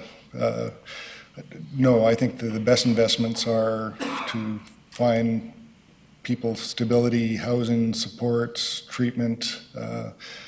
But until those services are provided, the reality is that our resources are managing the symptoms or outfall that exists in our community.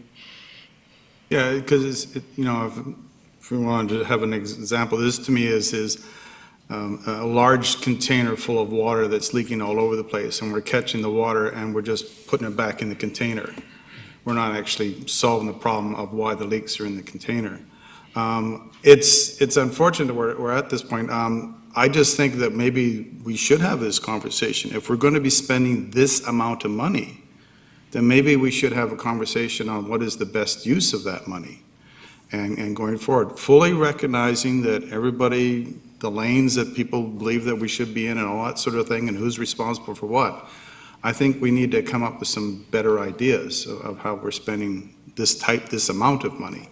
Anyway, so I want to thank you very much for the report. It's very informative and going forward. My question is, and I'm not sure if anybody can answer this, does anybody know how much we were spending in security 10 years ago?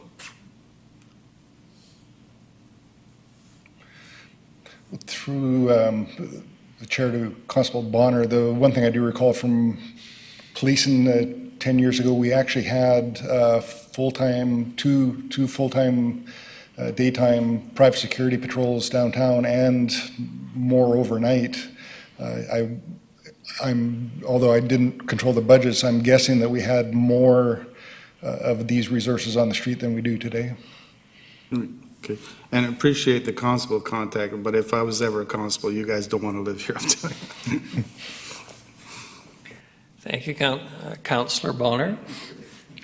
Councillor Gesselbrock. Thank you, Worship. I definitely believe that we're having to address a symptom of not keeping pace with providing the necessary social foundation in our community. And I think that's something that, is a responsibility that resides strongly with the province, and unfortunately the impacts are really downloaded on our community, and it's very sad seeing the state of the situation. One outcome is the social disorder that we're seeing, and then the other side of just the horrific living conditions that folks are having to live in because there's not the proper services. And I think it's really important as a city, whenever we communicate around this issue, is to really communicate it as the social disorder and the health impacts and substandard living conditions that are provided to folks together. And I think any discussion on increasing funding needs to be looked at a holistic way as well. And we're doing a lot of work on looking at what the city can do to max out its efforts and powers to provide the social assistance and supports, the advocacy necessary, and also what we can do to increase the housing availability, supportive housing, and the health support to folks living in these conditions. And I think I hope the discussion coming up Wednesday sort of holds that context in sight. And I know that there's discussion about shelter. I don't know what we're calling it, but the temporary shelter of those micro units, that's an option. And I think that for me, supporting any further safety and security funding needs to go hand in hand in supporting that intervention of sort of the temporary shelters. And so I think that both are being pursued. I know with the grant for the temporary shelters that we've applied for that grant. But I from the city's end in terms of our financial commitments to pursuing that as well. I would like to see sort of what funding is available for us to just pursue that on our own as well, in relation to that funding. And so I think that we do need to address all aspects of this issue that we're facing, and the safety and security measures that have been put forward here are important ones. So I'll look forward to the discussion on Wednesday, and I appreciate the full presentation on all these issues. It's very helpful. Thank you. Councillor Hemmons. Thank you, Your Worship, and thank you for your presentation on a very complex issue. I have one question. It's for the superintendent. It was noted that policing has shifted from more traditional roles to now linking people to resources. When you do that, or when your members do that, are they successful? Do the resources exist? Inspector Fletcher, please. Thank you, Your Worship, Councillor. You're right, there is... I don't think that... Oh, sorry. Am I there? Yes, thank you. Sorry, through Your Worship to Councillor Hemmons. You're right. In anticipation of today, I was looking at some numbers, and there has been a shift of police expectations from criminal enforcement into a whole variety of other tasks that aren't the investigation of the criminal act. Like some of the examples are, we're responding to, on average, approximately 400 mental health calls per month. So those calls are not criminal in nature, and we're not always the best person to be responding to that, and then the resourcing levels are challenging. As you're aware, we've been dealing with a variety of fairly serious issues in the recent months. And the challenge is we can get the people to the care, the provincial care that they need, but we have no control over how long they stay. And many of the people that we've brought to care are now back in the community with very significant challenges. And my concern is meeting their needs adequately, keeping them safe and the community safe, and keeping our staff safe. Because as people go into crises, it's a very challenging time for everyone when someone is in extreme crises. And it's challenging to do it once. It's harder to do it 3, 4, and 5 times afterwards with the same individual. We start losing trust, and we start really building unfortunate circumstances. Thank you. If I may, I'll just share, about 8 years ago, when the healthcare system, I think, was really hemorrhaging and people recognized it as such, a province-wide survey went out to all the family physicians saying, what resources do you need to get people into your office? And it was so interesting that it had nothing to do with medical. It was, I need a social worker to help me, because the majority of what I'm doing clinically is social work. And so I'm really interested in how we can encourage or advocate to the province towards shifting resources so that we are actually dealing with the issue at hand, rather than asking police to go to mental health calls or asking physicians to be social workers. So that's an aside, but one question through to Mr. LaBerge. I imagine, like policing, the nature of bylaw work has shifted dramatically in the last number of years. And I just want to check in on our bylaw officers. How is that? How are they doing? Through the chair, thank you very much for inquiring. We know of all the traditional mental health supports that our frontline first responders need, and I would say that the situation that police, fire, and ambulance experience is kind of the daily experience of our bylaw officers, and we're trying to put in new measures, looking at different shifting and other things to give them additional supports. But I certainly see that it's the sustained effort has been wearing and discouraging over time. So it is, from a management perspective, a real concern.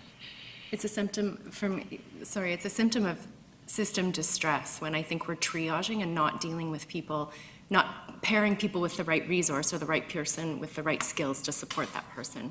And I think that then goes into the city paying potentially $1.5 million in security because we don't actually know how to solve this. We don't have the tools or resources, and I don't even at this point know that the provincial government does. But I am very interested in communicating this to the provincial government, that we have a police force that is doing social work, and the resources that we're trying to connect them to actually don't exist, et cetera, et cetera. So I think, yes, we want to be very cautious about how we're approaching this issue, both fiscally but also socially, but at the same time, presentations like this really motivate me to be very vocal as a council towards the province in terms of how we can actually support our downtown businesses, our residents to feel safe, our police force, et cetera, et cetera. And also the people on the street. I mean, you know, thank you. Ms. Gurry? Thank you, Your Worship. I forgot why I pressed it on. was a Councillor while ago. Armstrong actually wishes to speak, but she was having problems with raising her hand or having her camera work, so that's why I have my... Councillor Armstrong. Thank you very much. I agree with a lot of the points, but I think something we've got to put into perspective. I was just looking at the homeless count in Metro Vancouver, and for living on the street, they only have 547. We have 600. They spend $8.5 million. So we got to put that into perspective when we say we want to start looking at the social issues around it, because we really don't have those kind of, in my opinion, that kind of money to be spending on that. My second point is when we're looking at spending $500,000 on security, and it's not city employees, I believe we should be looking at hiring 4 more bylaw officers that work those shifts. Our city is growing. We're still going to need bylaw officers in the future. So if we solve the downtown area, and I know Mr. LeBerge and Inspector Fletcher will attest to this, we're just going to move them to another area, so we're just going to have to move our security teams or whatever. So if we have control of the security teams, being our bylaw officers, I think that's much more effective. So from my perspective, I don't want to see the money going to private security. I would rather hire 4 more bylaw officers who could then be used at a later date, because we are going to need them. The second point I wanted to make, I agree 100% with Mr. LeBerge on the graffiti task force. Having been one of the chairs of that task force for 4 years, was very effective. We did a lot of really good work, and then when that died, we started to see lots of graffiti, et cetera, coming back. I've even been thinking about, should we be looking at a task force for 6 months, no more, just to start dealing with some of these issues and make the recommendations back to council. And then I will have more to say on Wednesday. But those are my big points. I would like to see what the cost of 4 bylaw officers would be versus hiring private security. Thank you.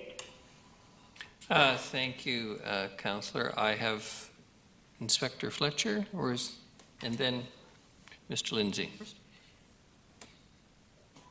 Sorry, Your Worship, I just wanted to jump in on a comment there from Councillor Armstrong and just clarify. So we have, under one of the recommendations, is to come forward with a business case for consideration as part of your 2022 budget, around expanded commitment with that figure there of $1 million.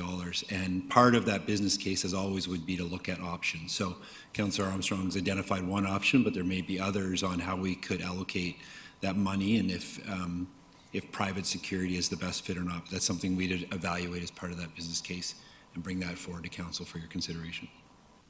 If I could just add to that, I just wanted to follow up with that too, having worked here in 1990 to 97, then again 2010 to 2017, and seeing the work that was done by police bylaws in the community in the downtown core, and really helped clean it all up. When we started to see a lot of it go sideways was when we quit investing in the security companies, et cetera, who were very good at linking people up to resources. I also agree with what Councillor Hemmons and then say is that we don't have the resources to put these people to. I just have been watching the highlights on the budget, and there was really no more funding announced towards those initiatives other than some foundry stuff. So we have to really do some advocacy to get help and supports for those that are suffering addictions and mental health. Thank you. Thank you very much. Councillor Brown. Thank you, Worship. I'll be quick. When I look at these numbers, I would really like to see a business case be geared towards, what have been referred to as community safety officers. This idea of security and enforcement, I think we could be doing better by having a little bit more trauma-informed response and folks that can work with people in a different way. I'll just leave it at that. I think we're going down the wrong path here if we follow this. I get the need to do it, but I think there's approaches out there that can also be working on some of these acute issues, but also pointing towards the long-term goal of trying to end these issues or the severity of them. Thank you very much. Mr. LaBerge, I want to thank you for your presentation today. I want to follow a little bit on Councillor Bonner's water analogy. He was talking about the drops coming out of the bucket and we're just trying to throw them back in. To me, it's more like being in a very leaky vessel. Our community is leaking. We're in serious trouble. The safe shore is some distance ahead of us. The only people who can rescue us are the provincial and to a lesser extent the federal government. In the meantime, we have a certain level of chaos and street disorder that is affecting businesses and individuals and making life very difficult for the individuals who are living on the street because they're being preyed upon by more difficult individuals who are likewise on the street. We have businesses that are suffering. We have a downtown where many people still repeat, I'm afraid to say it, and I don't think it's justified particularly, but they say, oh, I never and won't go downtown.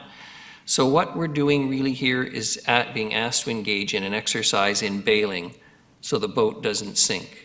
And from my perspective, there is no other choice. I appreciate what Councillor Brown just had to say. Councillor Hemmons, though, basically said the same thing, and Inspector Fletcher has said it. We know what the problem is. We have some seriously ill individuals living on our streets. And when they get referred to the criminal justice system, they get punted from there. If they're referred to the health system, they get punted from there because ultimately there is no place for them. We do not have, even if it was simple as housing, and we know it's not, there simply is not the housing existing in our community. Victoria has a great deal of housing now, but I question whether these housing places will be successful unless there's an incredible increase in the level of services. The provincial government has acknowledged through the mandate letters to the various ministers involved that we require complex care facilities. Nobody wants to talk about exactly what that means. Oh, we're afraid to face the truth. But there are some individuals in our community, as there are across this province, who will require potentially permanent care. That is simply a reality. There are difficult cases that with long-term care may well be able to live in supportive housing for the rest of their lives, or may be able to even to return to the community in the traditional sense and not live in the dreadful circumstances they do. But in the meantime, I appreciate the concerns of council, and I'm sure, Councillor Bonner, you probably have some visions of housing and things that will work in the meantime. The people who will last or survive in those housing facilities on the short term are not the people who are living in the worst circumstances. They are the people who are now surviving and could survive and do survive in the very little bit of housing, supportive housing we do have. But in the meantime, I'm not prepared to turn my back, which is what is being advocated indirectly, on those businesses and those people who want to live in this community, who want to have some sense of security and safety.